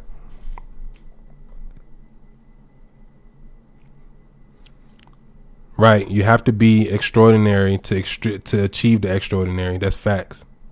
Oh, yeah. Black cats. Definitely. Yeah. Cats are spiritual. Cats are definitely spiritual. I actually might get a cat to just live at the house with me, honestly. I do no harm, but I do not believe in any limits. That's interesting. Are you familiar with numerology? Yeah, I know about numerology. I'll probably do a live stream about that another day, because it gets super deep. And there's so many different forms of numerology. Like, you have, like, you know, the Hindu version of numerology. You got the Chinese version. You got like the Western version. And, you know, these different numbers, they really just represent potential energies, and it's formulas. You have to understand that science and spirituality is really the same thing. Spirituality is the original science, but science basically validates and proves the existence of spirituality through logic. It's nothing but the left brain and the right brain. See, a lot of people get conscious and say, oh yeah, it's all about the right brain. No, you need both. You need logic to ground you so that you don't just be a fucking schizo that's just out here tripping out. And that's why I say it's a balance. It's a thin line, because I know a lot of people, bro, that, you know, they got so woke and so conscious that they just completely lost touch with their humanity. And like I said, they ended up on drugs, or they ended up, you know, just in a bad situation just because they kind of allowed themselves to get so far off into space that they could never really come back into their body. And like I say, I mean, for some people, you know, maybe that was their form of ascension.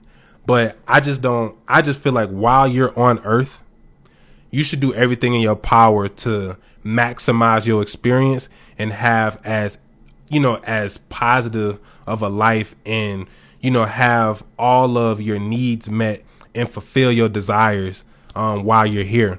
I don't teach a version of spirituality where you have to like be in poverty and reject pleasure and reject materialism. Some people believe in that, and for some people it works for them. But I believe in embracing all of this, because at the end of the day, bro, like, if you know about this information, you already won the game. Because really the true value of a lot of this information is really once you transition and once you quote unquote die. Because at the point of death, if you have your consciousness and if you understand that you create your reality, you won't get sucked back into the matrix. Because that's really what they want. They want you to get sucked back, because when you leave your body, it's going to be two paths you can take. It's going to be a path that's familiar to you, and it's going to be the darkness. So on the path that's familiar to you, you're going to see all your family, all your friends, your old house. And if you go that route, you're going to go to the light. That's how you reincarnate. But if you go to the unknown, that's how you gain the ability to create whatever the fuck you want to create. Because this is the thing. When you so-called die, the only thing that dies is the body. You still have a consciousness. You still have a mind, and you can navigate. But a lot of times when people have like a traumatic death, they don't know that they're dead, and they can kind of get stuck in that in-between state, to where this is why you have ghosts. This is why you have lingering spirits, because they don't realize what happened to them. And so they're still trying to live in this dimension when really they've left the body. So it can get pretty deep. It can get crazy. Oh yeah, shout out to YouTube, man. Hey man, if you're watching on YouTube, man, please give me a like. I see we got 47 people watching on YouTube. Shout out to everybody on YouTube. I see we got a couple people on Twitch. Shout out to everybody on Twitch. Fact, you gotta have that dog in you for sure. For sure. That's another thing. And I just gotta put this on the record. I am not one of these niggas that talk about love and light. Like, I am love and light, but I'm also darkness and destruction too, motherfucker. I will fuck some shit up. Don't ever think this shit sweet. Ever, bro. Like, I'm not the type of nigga you want to cross. I'm not, I'm peaceful, but I'm also a warrior, and it's that balance that a lot of people struggle with. A lot of people get so conscious, they get so woke that they lose touch with just reality. Like I was saying earlier, like, nigga, you got to be on go. You got to be ready to fuck some shit up, like, and a lot of people don't like talking like that, because, it kind of can contradict what a lot of people think spirituality is. But this is the thing, and I'm going to drop a gem on y'all. Being spiritual doesn't mean being moral or being quote unquote good. Being spiritual means that you just tapped into something from beyond this realm. So it's certain forces that's so powerful spiritually that when they come into the physical, they have no choice but to destroy, because it's just the frequency is so high that it just can't correspond and exist within matter. So some of these niggas that you see out here that's shooting and robbing and killing shit, they really are from the dark side. They really are demons, because it's an energy within them that just can't be contained. And so you got to understand how these energies work, and you have to understand how to interact with these energies. Like, I got a lot of homies, bro, that's like, savages, like niggas got bodies, all type of shit. And so I'm able to be the balancing force for those type of individuals, because a lot of niggas look to me as almost like, I don't really want to say like a guide, but people come to me for advice. And that's really like a Pisces thing. Like, a lot of Pisces are good people to come to when you need advice, because Pisces usually are pretty open, and Pisces are good listeners. So yeah, a lot of people always kind of came to me for advice, even without knowing it. And another thing is, like, I can meet somebody, bro, my first time meeting them, and they'll literally tell me their deepest, darkest secrets within like 10 minutes of me meeting them.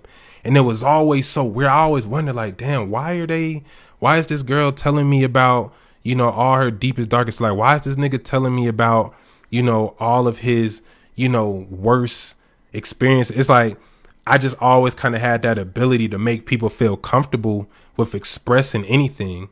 And, it's one of those things where you have to be self-aware enough to kind of know how to make other people feel comfortable. But we all have certain traits, positive and negative. And once you learn what those are and you learn how to use them correctly, your life can really level up. Um. Oh yeah, Alchemist Katu. Appreciate the love. What means so much to me is transparency and authenticity and not living in fear. That's facts. That's facts.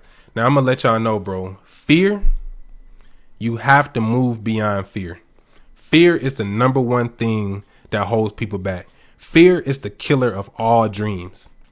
You gotta be out here feeling, bro. You can't give a fuck. See me, the thing about me, bro, I have never been afraid to die, bro. And that's one thing that separates me from a lot of niggas.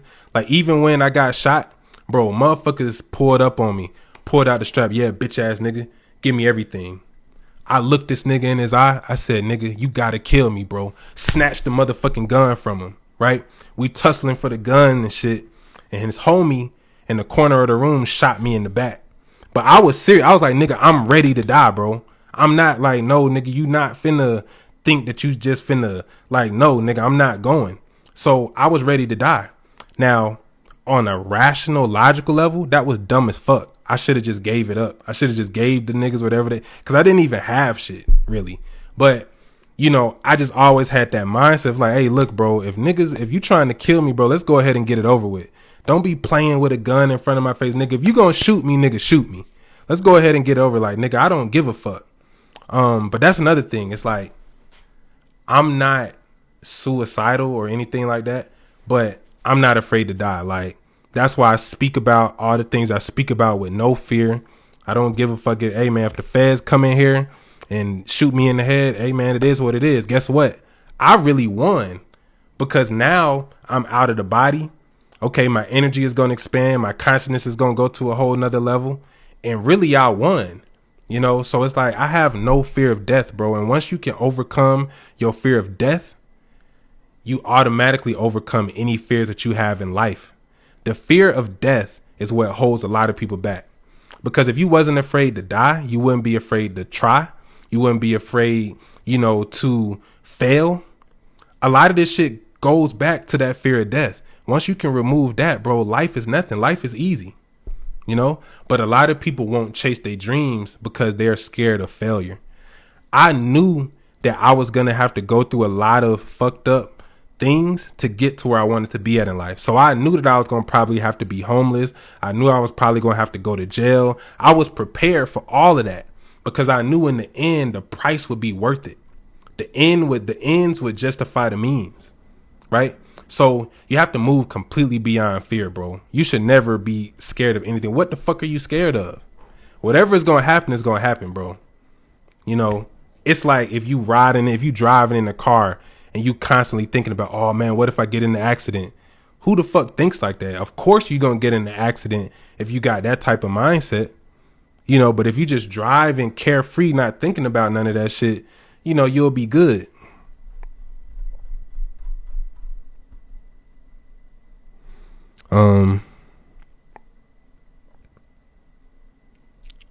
Yeah, we die many times while in the body, right? I mean, technically, you die every time you go to sleep because your consciousness leaves your body and you go to the astral realm. You go to different dimensions and you having these experiences. And that's why I just put out an ebook on lucid dreaming, showing people step by step how to lucid dream, how to prepare yourself to lucid dream. And it's simple things, bro. Like you really want to avoid eating like 3 to 4 hours before you go to sleep, because your body will have more energy to be able to project you into that next realm. You also want to cut off or unplug any electronics. You also want to get some, you want to get like dark or light controlled blinds in your room if possible, to where you can block out all the light. You want it to be as dark as possible. And even just sitting in a dark room and meditating, you can produce DMT from just being in complete darkness. You know, they have like sensory deprivation tanks. They even have like rooms now where motherfuckers, bro, this is a cold hustle too. I need to put something like this together. But they have rooms where it's just a completely pitch black room and people go in there for like 24 hours or like days at a time and they start hallucinating and they have like DMT like experiences just from being in complete pitch black darkness for extended periods of time. Because eventually, if you're in the all black room like that, eventually you will start to see. Trust me, you'll start to see things, you know? So, yeah, man, it's a lot of different things going on.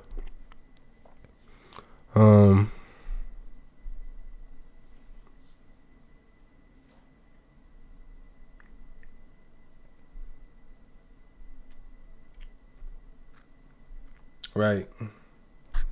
Yeah, man, that's real though. But let's see what the comments. I've heard about those dark rooms. Yeah, bro, it's real. It's real. I've seen shadows moving in the dark. Thought I was tripping. I mean, you wasn't tripping. I mean, you definitely saw it. Thought some people who have died and came back saying that they saw spirit. I mean, if they said that they saw it, I mean, who am I to tell them that they didn't? The thing about the spiritual realm is that it's a realm of infinite possibilities. So anything that you can imagine exists. So all of these things that we talk about, whether it's aliens, whether it's different beings, whether it's different realities, it all exists. Because if you can conceive of it, if you can imagine it, then it exists somewhere within the universe, you know. Repeating dream where I'm in elementary school, middle or high school. Anytime that you have a dream and you're in a school setting, that means that the universe is trying to teach you something. That means that there's a lesson that you need to be learning right now, or there's a lesson that you are learning, and your dream is symbolically showing that to you. You know, everything in dreams is to be taken symbolically, not necessarily literally. So, you know, if you see certain animals in your dreams, certain people in your dreams, certain locations, you have to be able to decode what these things mean, because, you know, dreams are the language of your subconscious, and your subconscious speaks in symbols. It doesn't speak to you logically. You know, that's your conscious mind. Your subconscious speaks to you in more abstract ways. So yeah, if you because I have dreams like that too. I have a lot of dreams where I'm in school, and anytime I have a dream where I'm in a school setting, it's usually a major lesson that I'm supposed to be learning, or maybe I'm already learning it, you know?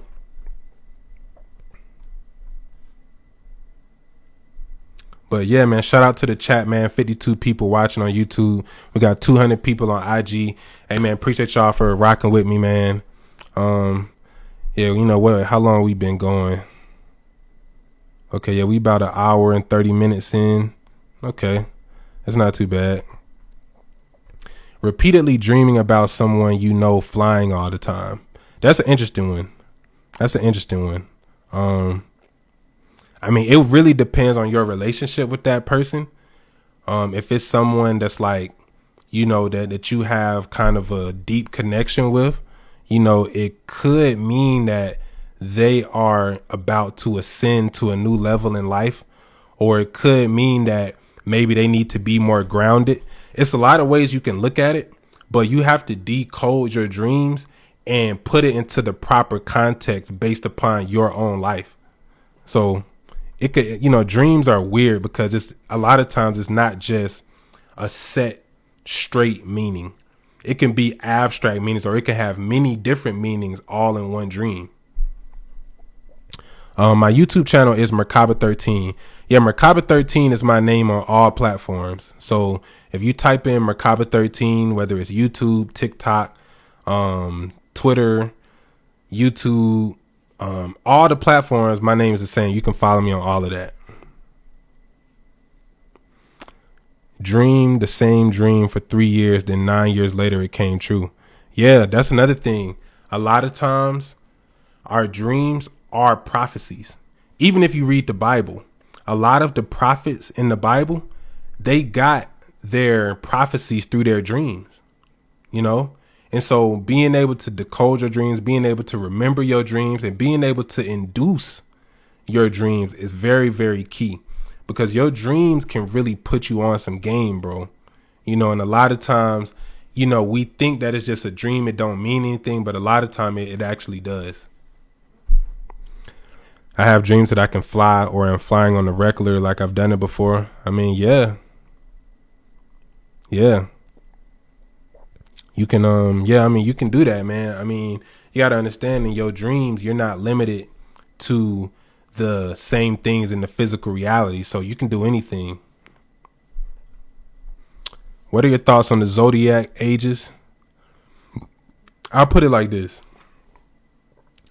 The zodiac, really, to me, the whole zodiac system is really a psyop. Because, and when I say psyop, I mean that it's used in an improper way. Because a lot of people say, oh yeah, I'm this sign and this is why I act like this, or I'm this sign and I don't like this sign. But the whole point of the zodiac wheel, of all of the different constellations, you have all of these energies within you. And the goal is to master each of these houses and to master each of these constellations within your own self. That's really the goal of the zodiac signs. Now, of course, if you're born under certain signs, you'll probably have more of that energy, will be more dominant. But the goal is to learn how to tap into all of these energies, because it's all aspects of you. You're supposed to be in the center of the zodiac, and you're supposed to be able to tap into all of this and understand each principle, and each sign has something that you can learn from and that you can use. So a lot of people limit themselves to just being one sign. But even if you look at if you get a natal chart, you'll see that you have all of the constellations, all the planets, all the signs somewhere in your chart. And that's why when you look at the natal chart, you have to look into the houses. You have to look at the whole picture, not just the zodiac sign. That's how they psyop you, because it's really a holistic thing, and people kind of only focus on the sun sign. They don't get into the rising sign. They don't get into the ascendant signs. They don't get deep into the houses or the nodes or all of the different varying levels of it. They just stay stuck on that one sign. And you're really supposed to tap into all of this, because it's all you.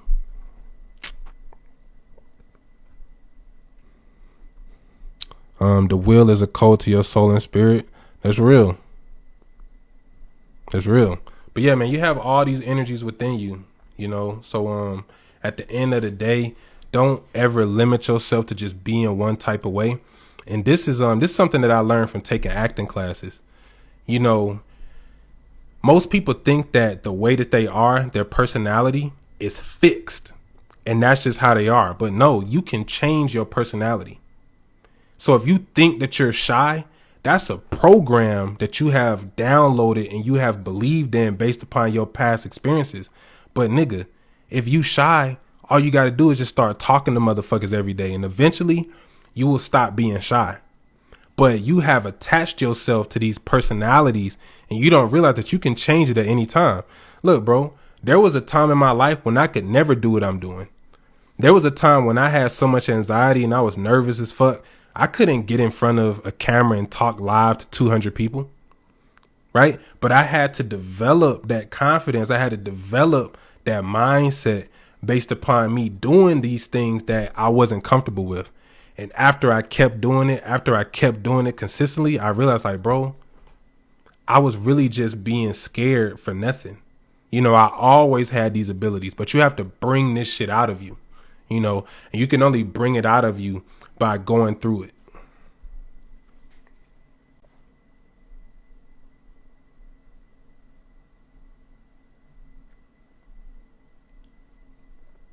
Once you get into that, it'd be easier to navigate life. That's real.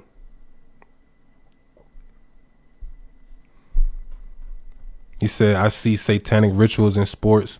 Anytime a player goes into their 666 game, they do very well. First of all, when you say satanic ritual, I think you're kind of misconstruing that, because 666 is not a negative number.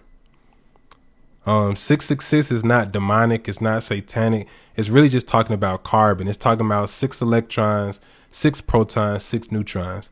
It's talking about the basic building blocks of reality. But see, the thing about religion is that they have to keep you spooked out.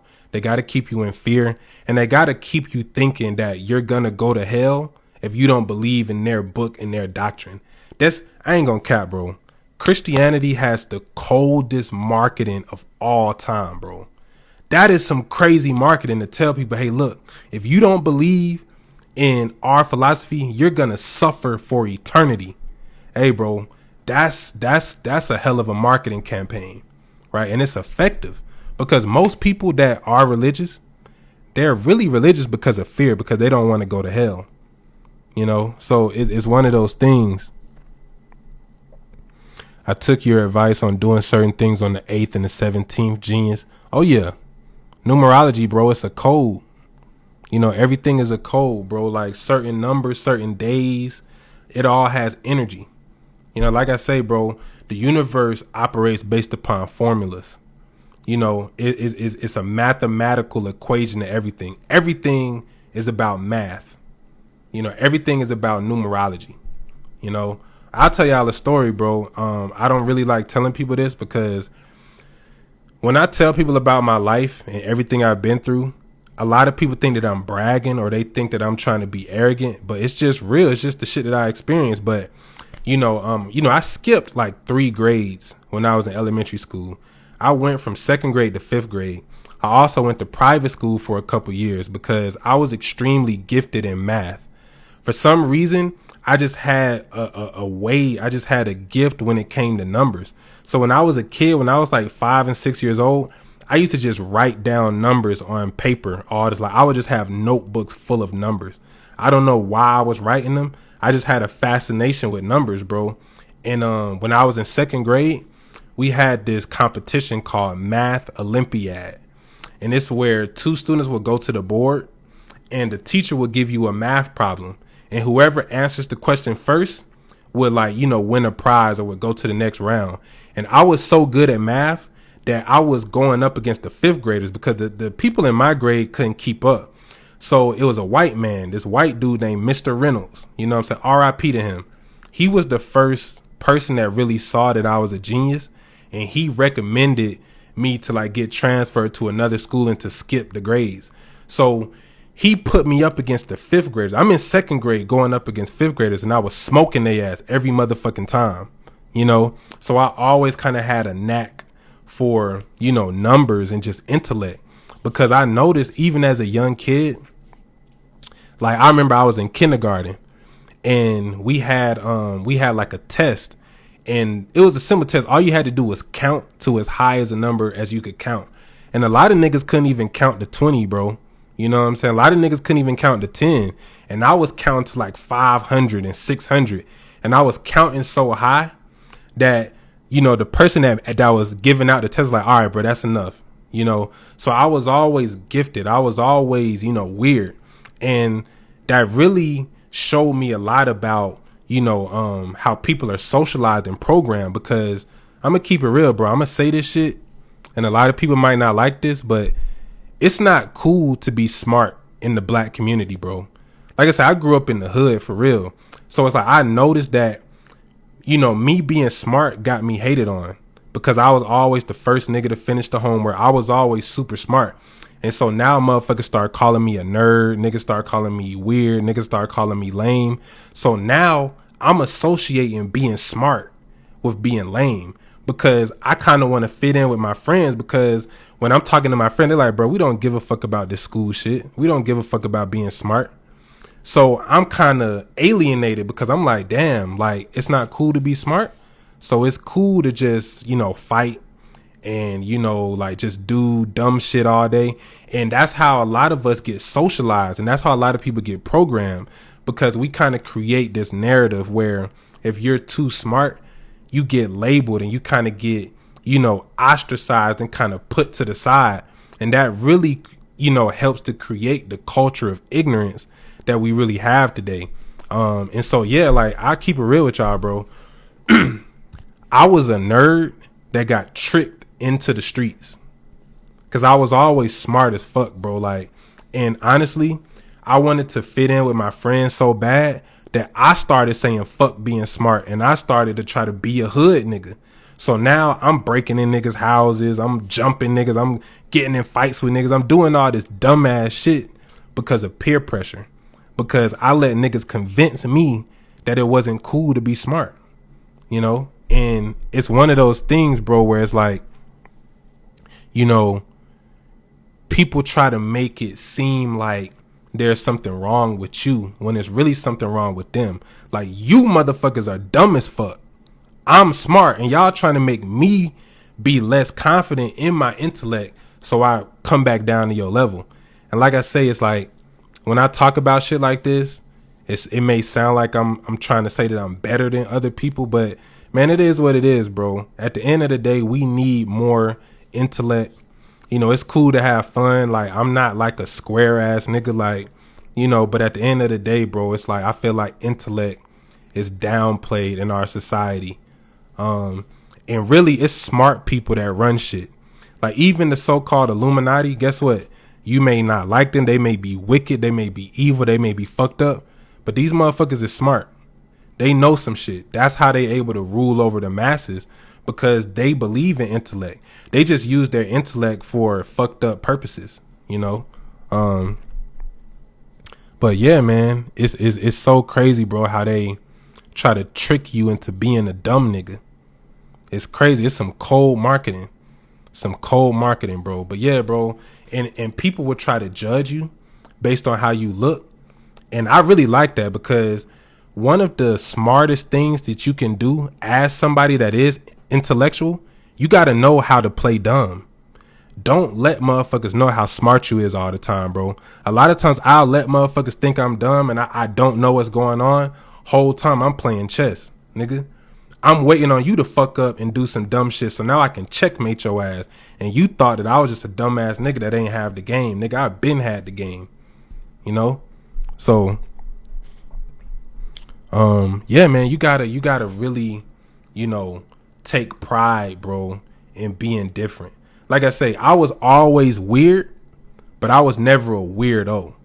See, it's a difference between being weird and being a weirdo. If you a weirdo, you ain't getting no bitches, you ain't getting no hoes, it's over with. You just gonna be a weirdo. But if you weird, that's good, because that just means you different. It just means you not like everybody else. So I was the black kid in the hood that was listening to rock music. I was the black kid in the hood that didn't give a fuck about wearing Jordans and that didn't give a fuck about being the freshest. I didn't give a fuck about none of that, nigga. I cared about drawing, making music. I started making beats when I was like 11 years old. I taught myself everything I know. I taught myself how to play the piano. I was always interested in developing my mind. I didn't really give a fuck about just being the most popular. Like, nigga, I was trying to explore my talents and explore my own mind.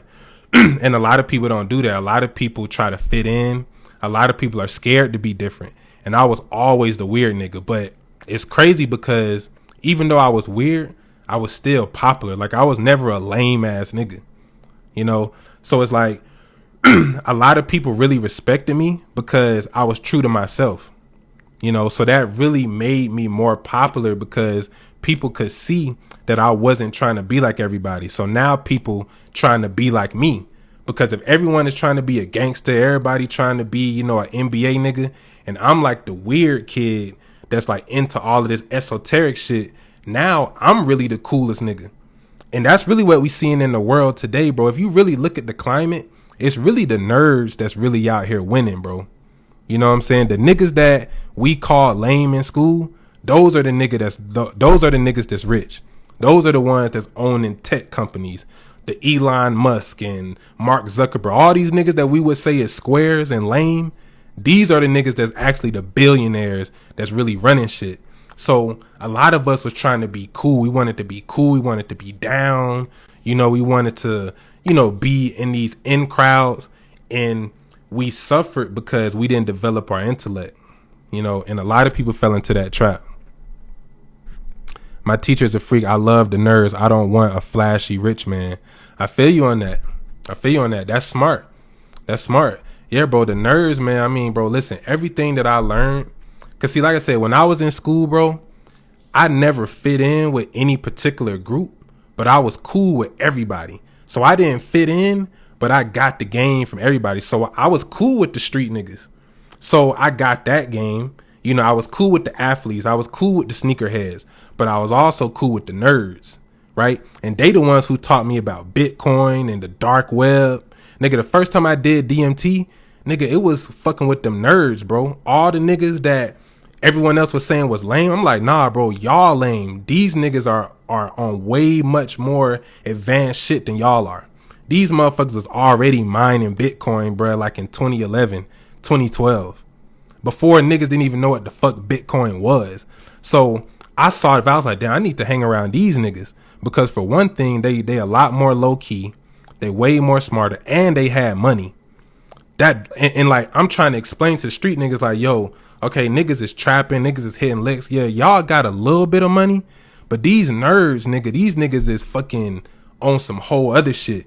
But since they don't really have the outward bravado, you know, and they don't have like all the sauce and the swag, niggas kind of overlook them. But that's good because you look up and these motherfuckers done started fucking Facebook, and now these niggas got you on their platform getting your information and all this shit. So the smartest man always wins, you know? And like I said, you can learn something from everybody, bro. So I'm glad that I had the type of upbringing that I did because, like I said, I got game from everybody. So I'm glad that I wasn't too much of a nerd or too much of a street nigga. I got a little bit of everything to where I can kind of put all these elements together and it makes me, you know, much more powerful. But yeah, man, it gets deep. It gets deep. Definitely gets deep. But yeah, man, like I say, a lot of things in my life, bro, it just really just came from me, you know, looking within myself, bro, and not trying to just always be like, cause even like with the social media clout and all this, like, you know, little fame that I got on the internet, I never really even wanted it. I really started making videos just because I wanted to get better at public speaking, and I was trying to promote my music. You know, when I started off making content, I was making music content. I was making beats. I was putting out songs, and I noticed that when I was just promoting my music, that would get a little bit of engagement, but whenever I would do a vlog type of video, it would get way more engagement. So I was like, damn, obviously the universe is choosing me to go down this path, you know, and that's really how I started making videos, you know. This really wasn't ever my intention, honestly, but that's how the universe works. Sometimes we have these hidden gifts and these hidden talents. We don't even know we have them because we don't put ourselves in a position to have to use them or express them, you know. So, you know, you have to understand, you know, the power that you do have, you know, as a creator. Oh yeah, my bad, man. I'm neglecting the YouTube chat. I see it's a couple of people. Tony Briscoe, I got a similar story. I was a paraplegic T1 incomplete and I walk now too. That's what's up, bro. Hey man, you a strong person, bro. Anybody that was paralyzed, bro, I got a lot of respect, especially if you was able to heal yourself. Cause like I said, man, when I was paralyzed, bro, every doctor, and I went to like 5 different doctors, bro, and they all told me, nigga, it's over with. You never gonna walk again, nigga. It's done. You know, you're gonna be in a wheelchair for the rest of your life. But once again, willpower, nigga. How the fuck you gonna tell me what I'm gonna do? The fuck?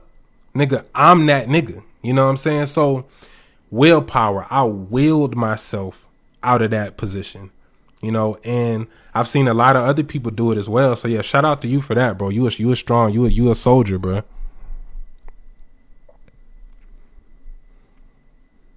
But okay, her university, I feel like I have psychic abilities. I'm always seeing shit before it happens.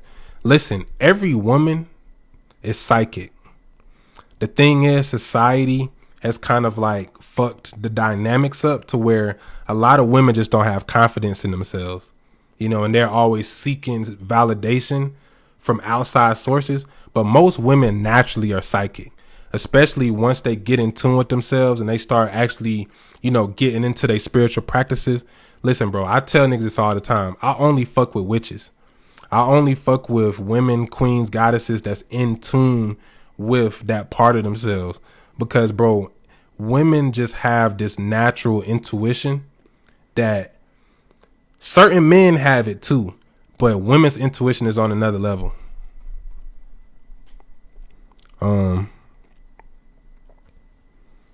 Facts. We are spiritual beings and sacred. Women's intuition is a thing. Yeah, it's definitely a thing, bro. It's definitely a thing. Why my body is on flames. Like, that's that Kundalini energy. It's that Kundalini energy, you know? Yeah, like, you lit.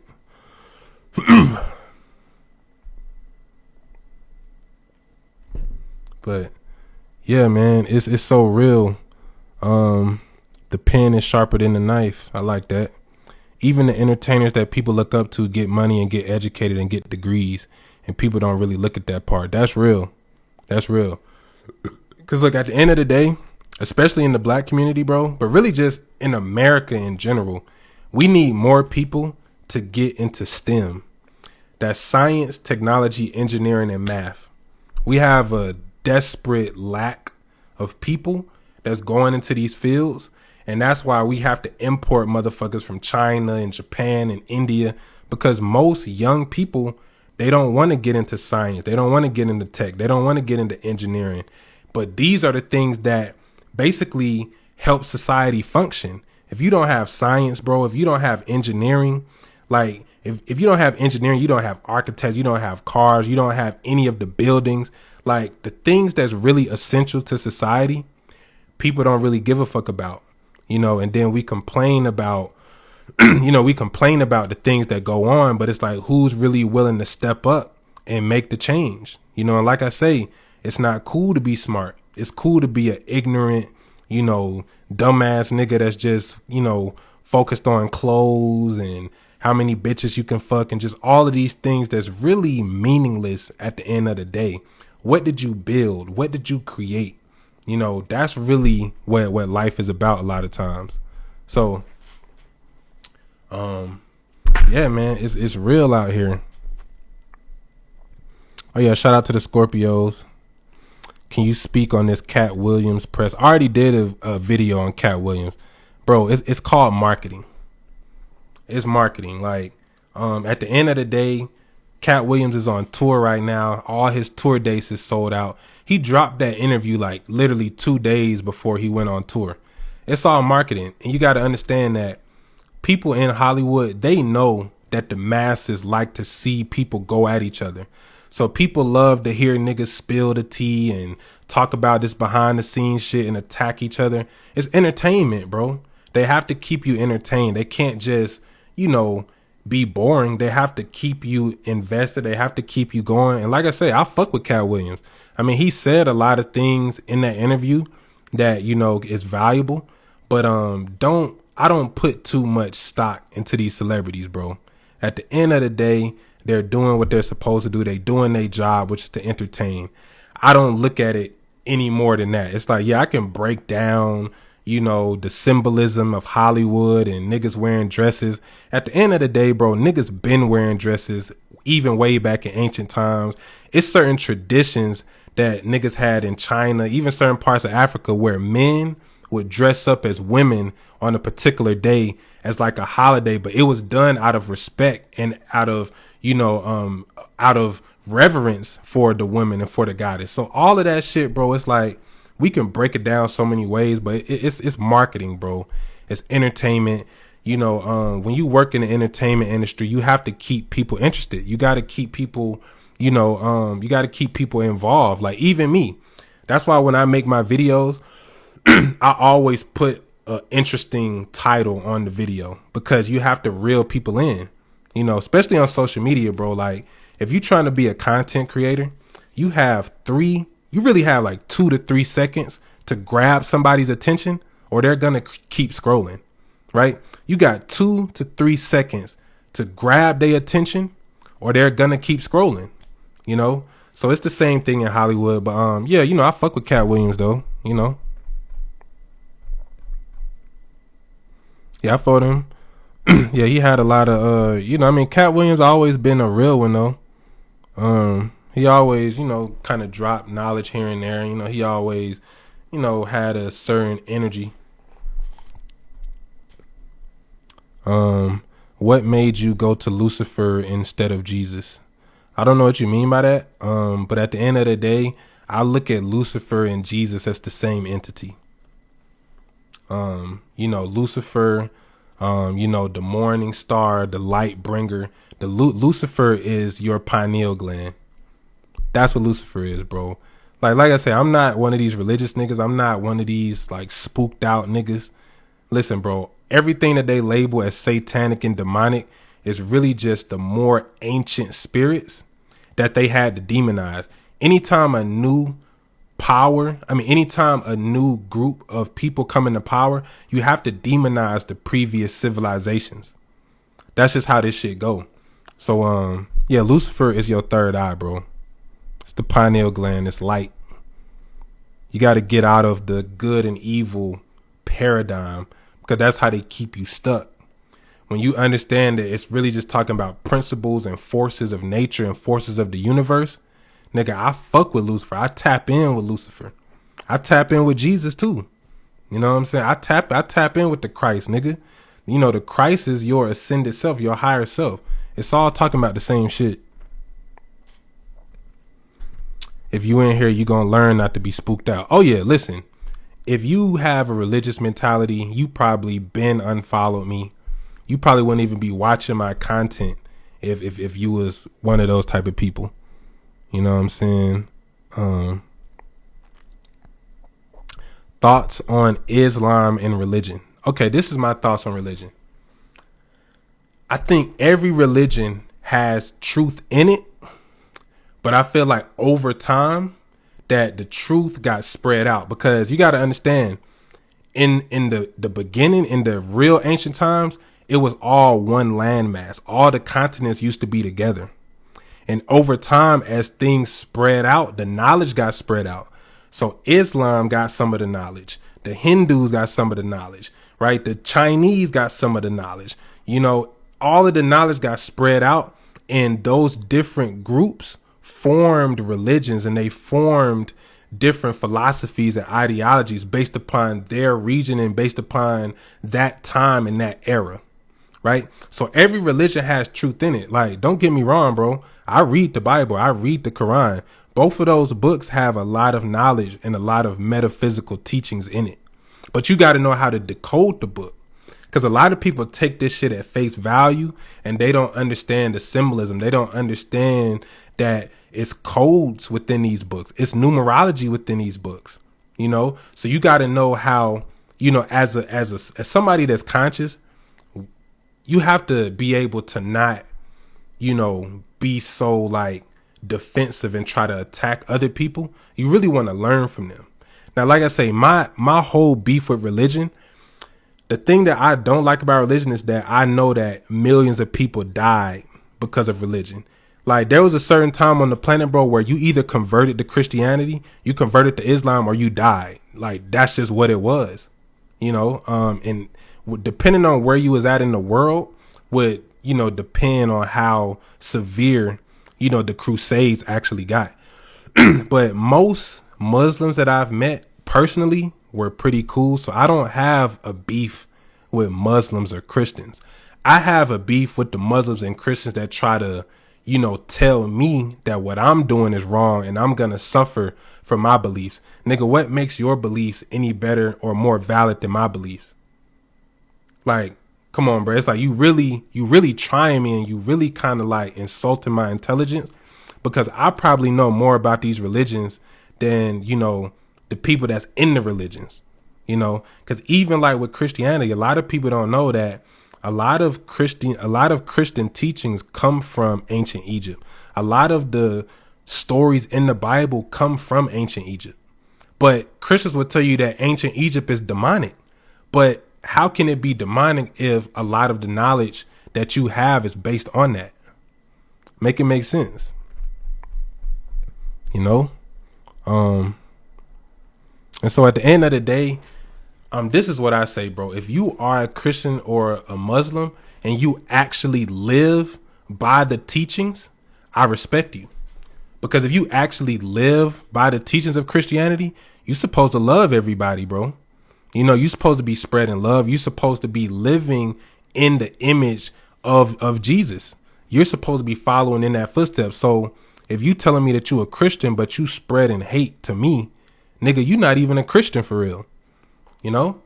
So yeah, like any people that I meet that's truly like in their religion and they in it on a heart level, I respect it, bro. I respect anybody that's disciplined enough to stick to something for an extended period of time. I respect that. Definitely. Religion was created to control the masses. I agree. I used to go to church and I could not be around those people. Yeah, man, it's like people take the word and then they use the word and they use the religion as a weapon. That's what I don't like. Like the actual teachings and some of the principles and the lessons in religion, I think is good. And I think religion does give you a certain level of morality to kind of base your life on. But eventually you need to get to the point where you study everything. So I feel like you should study Islam. You should study Hinduism. You should study Satanism. Study the thing that you think you don't want to study, or study the things that you think is bad and evil. You don't learn from, studying things that you already know about. You learn from studying things that you don't know about and studying things that, may be taboo or uncomfortable for you to deal with. That's true knowledge. True knowledge is not going to just be, easy or something that you already know. If you already know the shit, it's not fucking knowledge. So, yeah, man. Are there some truths to religion? Yeah, I just said it. It's definitely truth in religion. Every religion has truth in it. But you have to really study all of the religions, extract the truth, and then put them together and create your own truth. That's what I did. So I don't hate religion, because if I hated it, that would be, me giving my energy to it. I just understand that my level of consciousness has taken me beyond needing a traditional path. But some people need religion. Like, everybody can't handle being as free spirited and open minded as we are. Some people need a strict path to follow, because, believe it or not, bro, like, everybody can't handle freedom.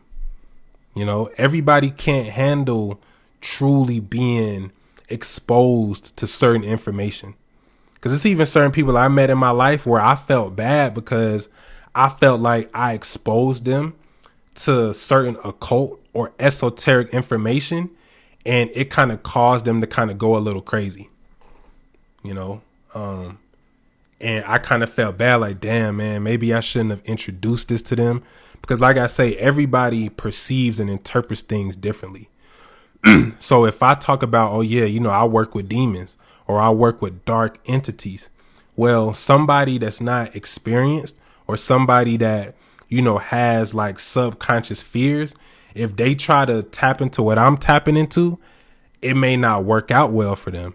That's kind of why I kind of I kind of became a little more conservative in certain information that I put out, because I had to realize, like, not everybody is meant to know certain things, Starseed Journey, nice meeting. Oh yeah, peace out, bro. Did Jesus have a church when he was preaching the word? No. According to the Bible, Paul established the rules for the general assembly or church house because people were out of order. I feel that.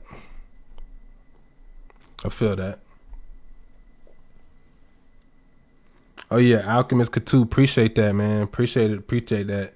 Honeybee Monkey. Oh yeah, Emerald Tablets. Yeah, I know about the Emerald Tablets, the Anunnaki and all of that, ancient Sumeria. Yeah, I'll probably do a live about that, because you're gonna see a lot of talks about aliens this year.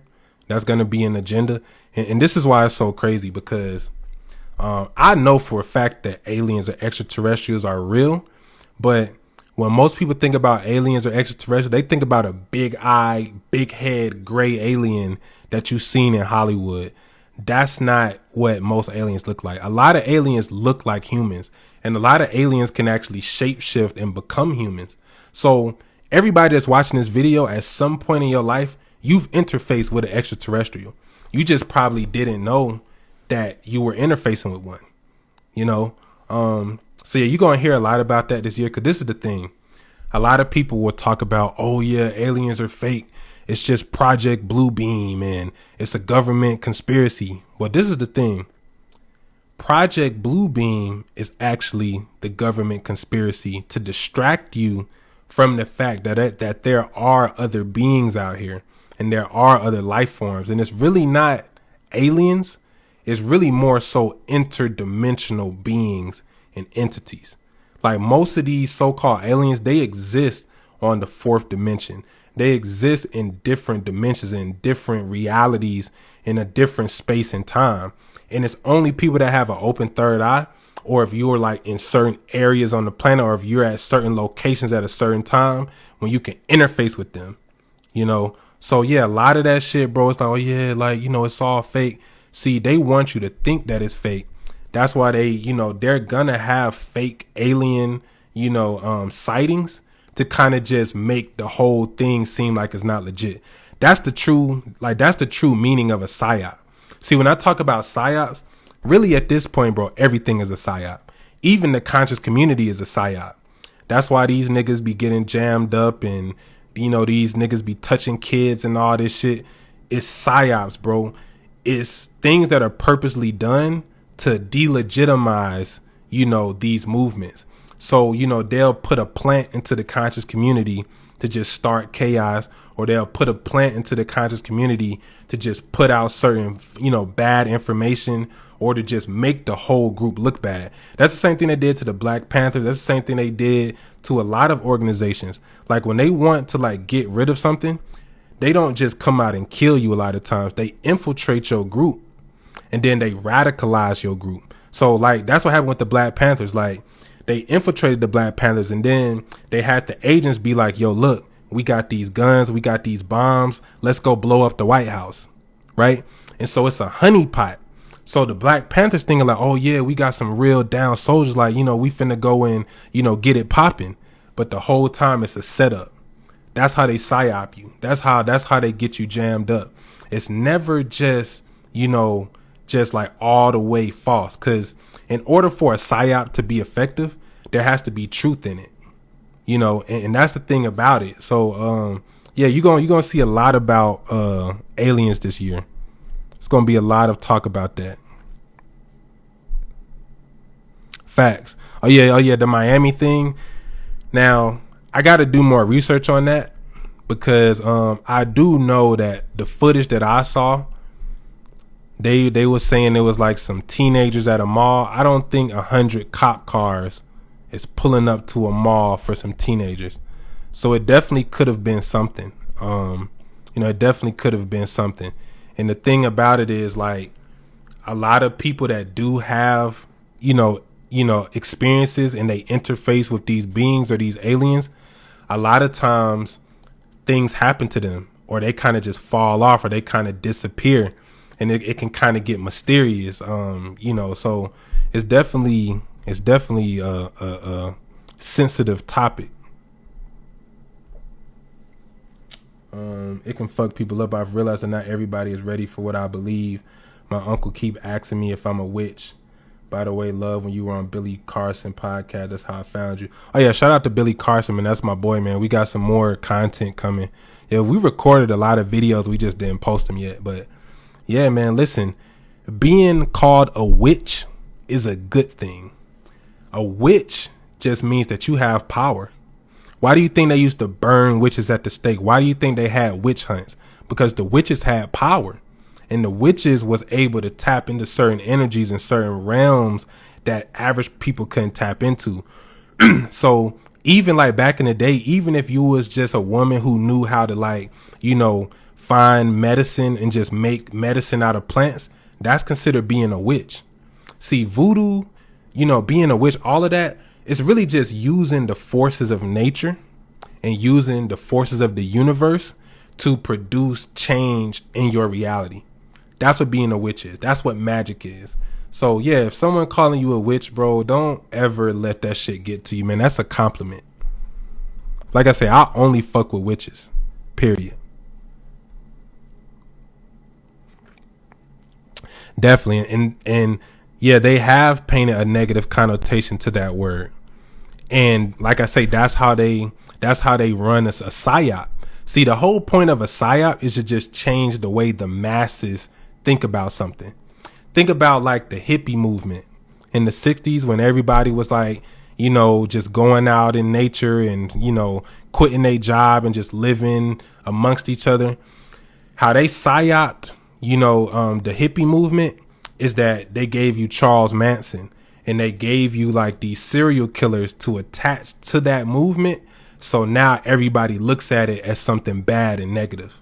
It's like with hip hop, it's so many things where something will start off pure and then they come in and then they just change the narrative. They change the frequency of it and weaponize it and change the public perception on that topic or that issue. That's what a psyop is. It's all about public perception, because the thing is, at this point, they know that if you're conscious and if you really spiritual, they really can't fuck with you. They only care about the masses. As long as the masses are still going along with the program, they'll let us, do whatever we want to do, basically. Now, if you get too powerful to where they feel like you're really a threat, like a real threat physically, then it can get real for you. But, a lot of times, bro, you really don't really have too much to worry about. It's really, their focus is on the masses. As long as they can keep the masses plugged in, that's really all they care about.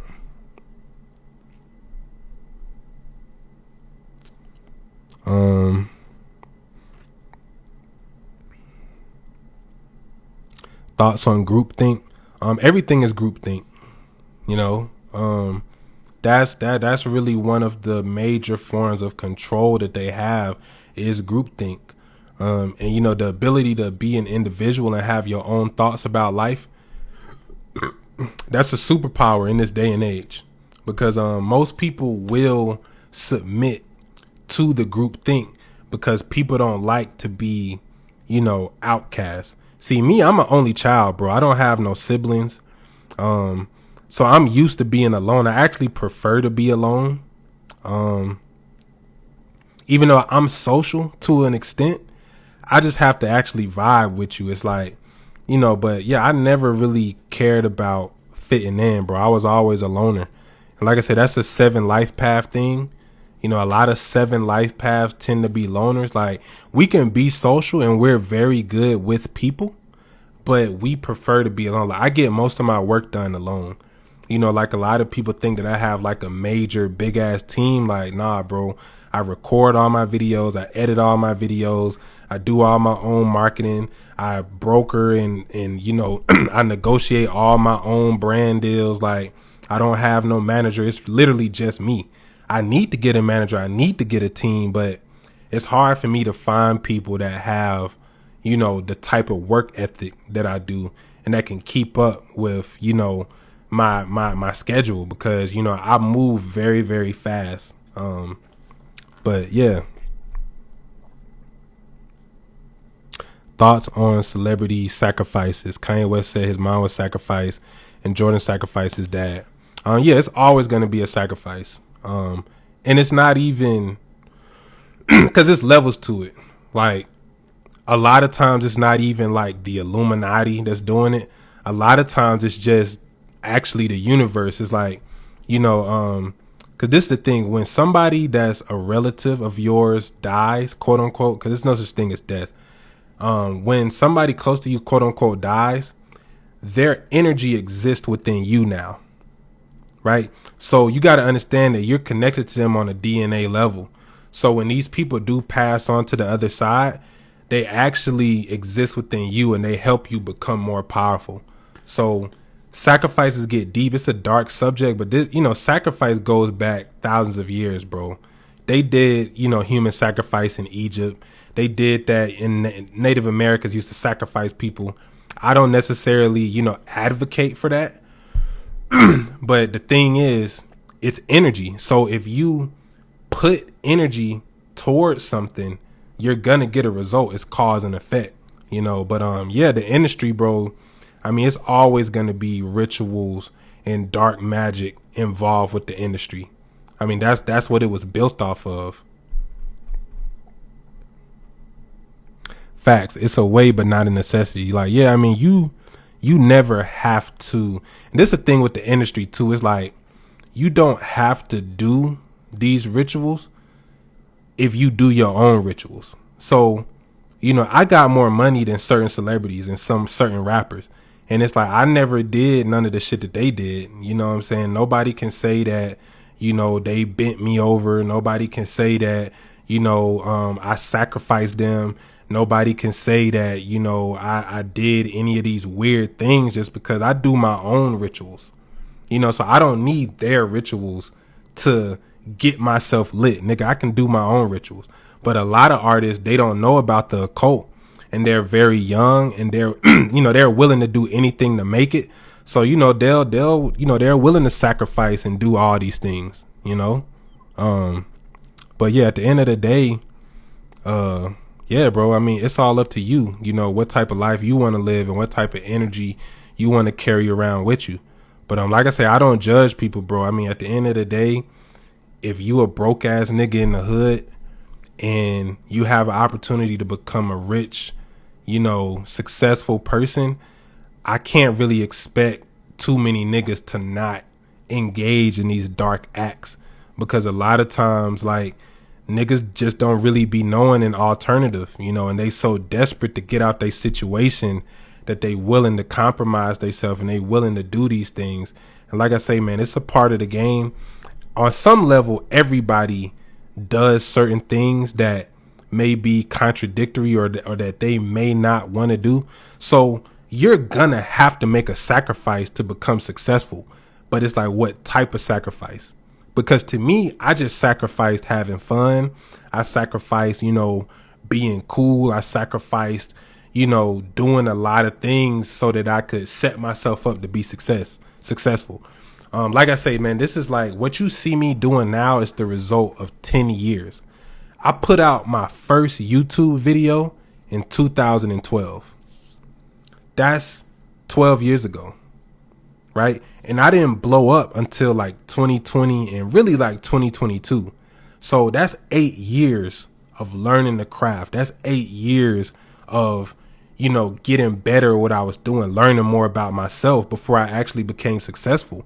And most people, if I tell them like, yo, you're going to have to work hard and struggle and sacrifice for 8 years and you'll be a millionaire. Most people not willing to do that, you know, because they're so focused on what they can get right now. They want what they want right now, and they can't really see long term. So yeah, you got to shift that mindset.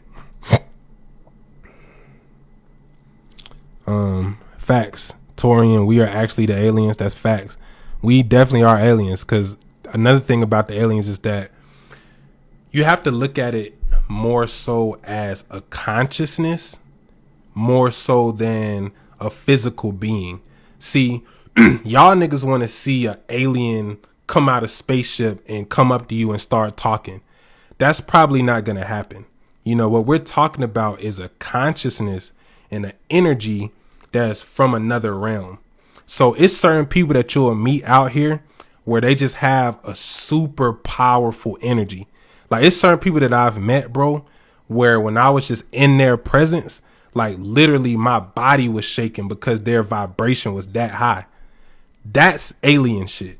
You know, it's certain people that have that much energy, and, you know, they're just activated on that level to where when you around them, it can activate you. You know, it's certain Buddhist monks where people pay thousands or millions of dollars just to sit next to them and meditate, because their energy is so powerful that you can get healed just from meditating with these people. You know, because these are people that's just been meditating and just strictly focusing on spirituality for like 30, 40 years. And people, you know, give them gifts and they give them offering because their energy is just at such a high level. Like, that's alien shit, because it's not really, you know, bound to this realm. So yeah, it's not really, you know, it's not really always a physical being. You know, it's more so a consciousness. So yeah, man, we've been chopping it up, man, for about 2 hours. So I'm gonna do a few more questions, and then I'm gonna get off this motherfucker, bruh.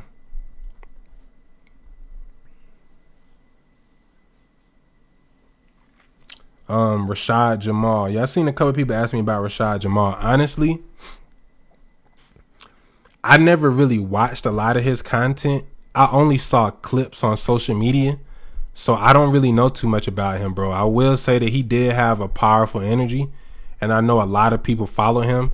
But as far as like his case and what he got locked up for, I got to do more research on it. I don't like to speak on things that I don't know, and I don't know him, so I'm not gonna really say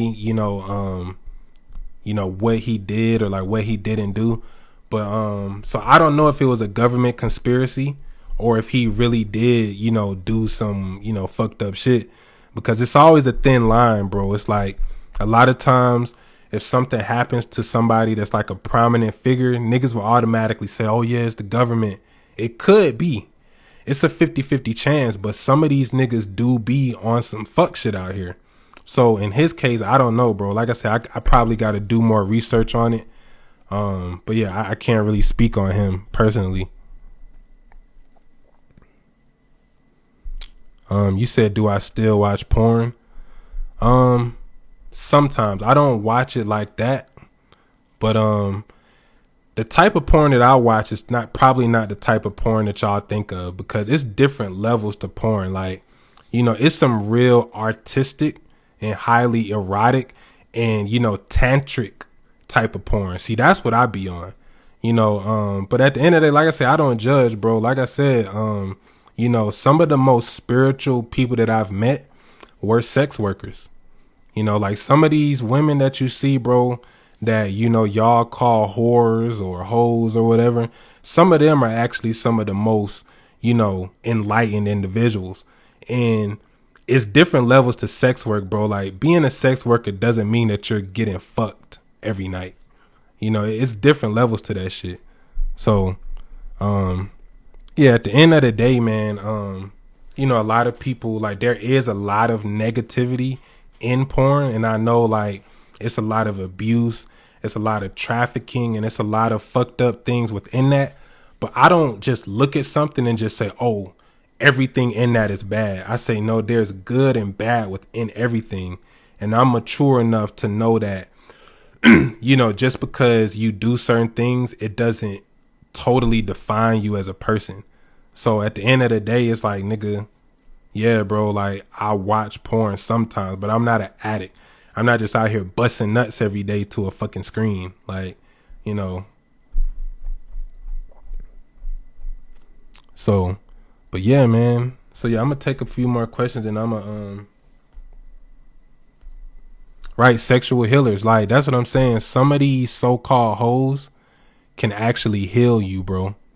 Because, really sexual energy is the most potent form of energy. And it's really energy that can wake you up. Because when you have an orgasm, and you got to understand, it's a difference between busting a nut and having an orgasm. But when you have a full body orgasm, you're getting a glimpse of heaven. Like, you're actually tapping into a higher level of bliss, and you're actually getting pineal gland activation as well. So don't be one of these uptight conscious niggas that's like asexual, and anytime you see something sexual, niggas get their panties in a bunch and start motherfucking sweating and acting all weird. Like, bro, all of us came to this world through a pussy. Okay? So it is what it is. Facts. Sexual energy is also creative energy. So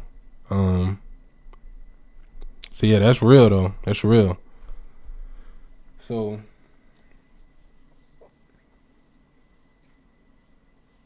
okay, this is a good question. They say the industry is corrupt. Then I hear that there's no such thing as morality. Is that contradiction religious mind or ignored truth? This is the thing. Morality exists, but in the universe, in the grand scheme of the universe, it doesn't exist. Because when we think about nature, most people would say nature is nurturing, it's beautiful, it provides all of the things that we need. But nature will also fuck some shit up, nigga. Have you ever seen a tornado? Have you ever seen a hurricane or earthquake? Like, there's always this balance. And it's like, nature has destroyed and killed millions of people. So is nature evil, or is nature just a force that's beyond our ego and that's beyond our human understanding? So that's how I look at good and evil. Like certain people that we could say, oh yeah, he's evil. I would say no, there's forces within him from beyond this realm that we don't understand, and we label that as evil. You know, now on a human level, yeah, it's like it could be fucked up. But on a universal conscious level, when we looking at it, not from our human eyes, but from an elevated perspective, we'll see that it's like, okay, yeah, certain things go beyond evil. You know, certain things go beyond morality. And at the end of the day, what one person considers to be moral and right, the other person could be considered, can consider that same thing evil. You know, a lot of people think that I'm evil, even though what have I actually done that's evil that people can actually prove? You know, you might see me rocking a Baphomet sigil. You might see me doing a ritual that looks dark and sinister, but does that make me evil? Because I associate and I use these symbols as a tool to empower myself. Is that evil? Or is that me using the forces that exist to empower myself and create my reality?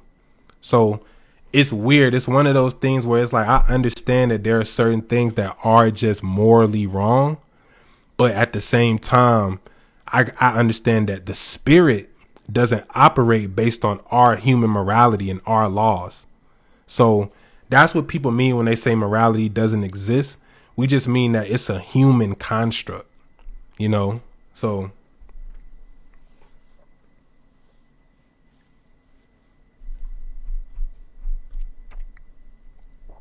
where the alt girls at? Hey man, they in the chat, bro.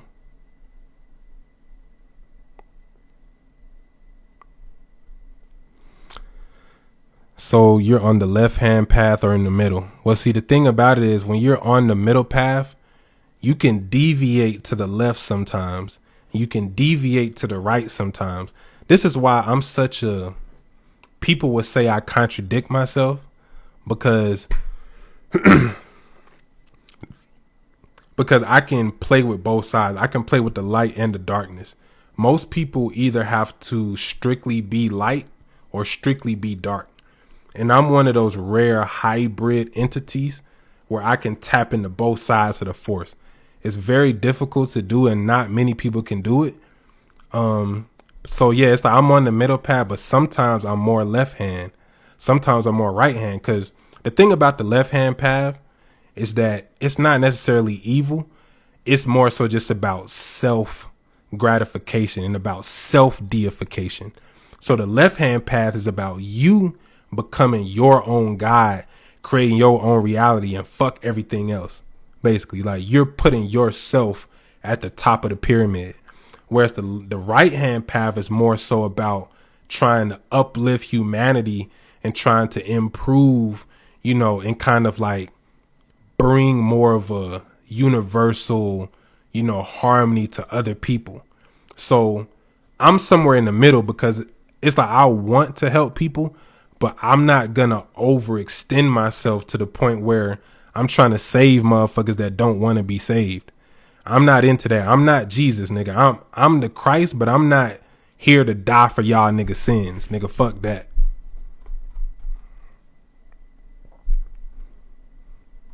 So, when did you overcome fear of the dark? Did you ever have fear of it or devil or whatever? Honestly, I was always a little bit demonic. Even my mom, you know, and like some of my relatives, they used to call me a demon child when I was young, because I always gravitated to dark things, even as a child. So I remember like I would go to church, and you know, they would always tell me, oh yeah, just pray, just ask God for whatever you want and he'll give it to you. So I would pray every motherfucking day, nigga. I want new video games. I want motherfucking a skateboard. Nigga, I want a fucking toy truck. Anything. I'm praying to God, and I would never get that shit. So one day I said, fuck it. Nigga, I said, fuck it, nigga. I prayed to the devil, nigga. And guess what? I got what I prayed for. So now I'm a young child. I'm like, hold up, bruh. I'm praying to God, and I never got what I prayed for, but I prayed to the devil, and I got that shit. So now my head fucked up. Because I'm like, man, y'all motherfuckers lied to me, bro. You told me that God was the good one and the devil was the evil one, but the devil just fucked with me, you know? And at the end of the day, God and the devil is really your conscious and your subconscious. It's like in the cartoons when they got the angel on the shoulder and the devil on the other shoulder, right? That's your conscious and your subconscious mind, because your subconscious is the unfiltered, raw, primal essence of you. So your subconscious don't give a fuck. Like your subconscious, that's the part of your mind when you talking to somebody that you don't really want to talk to and they won't stop talking your ear off. And your mind, you like, man, god damn, nigga, shut the fuck up. But, you know, being cordial and being, you know, socially, politically correct, you may just be like, yeah, that's crazy. Hell yeah. Just trying to kind of get them to naturally understand you not interested. But your subconscious like, god damn, nigga, shut the fuck up. That's your subconscious. You know what I'm saying? Your subconscious is when you see an attractive woman, you like, man, I'll fuck the shit out of her. That's your subconscious. It's that raw, unedited, unfiltered, you know, just that primal part of you. And we're trained to subdue that part of us, right? And that subconscious is really the key to psychic power and spiritual power. So it gets real. You know, your subconscious is very powerful. Which deities are you working with now? I can't tell you that, bro. That's a little bit too much information. You got to book a consultation to get that sauce. Because honestly, I don't even work with a lot of entities that like you can read about. I'm at the point now where I create my own entities. And I'll never reveal that publicly because these are entities that's directly related to me and my own energy. So the highest level of magic and rituals is what you create yourself. You know, a lot of people ask me like, yo, what book should I read? I never really read books on how to do rituals. You know, I kind of just got basic information and then I just started experimenting, you know. So I just tell people to start off with candles. Get you a candle. You know, green is good for money and health. White candles are good for purifying your energy. Pink candles are good for love. Red candles can be used for love. It can be used for lust. It can be used for blood rituals. It can be used, you know, red is kind of versatile. Yellow is good for self-confidence and creativity. Blue is good for communication. Purple is good for opening up your psychic abilities and opening up your spiritual faculties. So each color corresponds to different aspects that you can tap into. So, but, yeah, man, can you talk about archons? I'll save that for another one because that's a deep topic. I've always found it crazy that some people don't have an inner dialect. But yeah, it was a study that came out that said that 50% of people don't have an internal dialogue. They don't have a voice in their head. Now, like I said, I don't know how true that study is. I don't know if it's just 50% of the people that they researched, but I do know for a fact that it was this one dude in the hood, man, and I used to meditate outside of his house. Well, not outside of his house. It was an apartment complex, and there was like a little park in the middle, and I would go out there and meditate. And he came out there and taught me. He was like, bro, I be seeing you out here meditating, bro. He was like, man, how do you do it, bro? He was like, anytime I try to meditate, I just can't see anything. I can't hear nothing. He was like, bro, I don't have any internal visions or any internal thoughts. He was like, bro, it's just blank. And when he told me that, bro, I was really kind of scared. Like that shit gave me chills. I was like, bro, so you can't close your eyes and imagine things? He was like, nah, bro, it's just darkness. So I understood that, like, oh yeah, not everybody has an imagination. And that's why I say we take for granted the things that we have. Everybody doesn't have, you know, imagination, bro. Everybody doesn't have a mind to tap them into creative abilities. So if you have the ability to imagine and visualize, you got to understand you have a gift that not everybody has.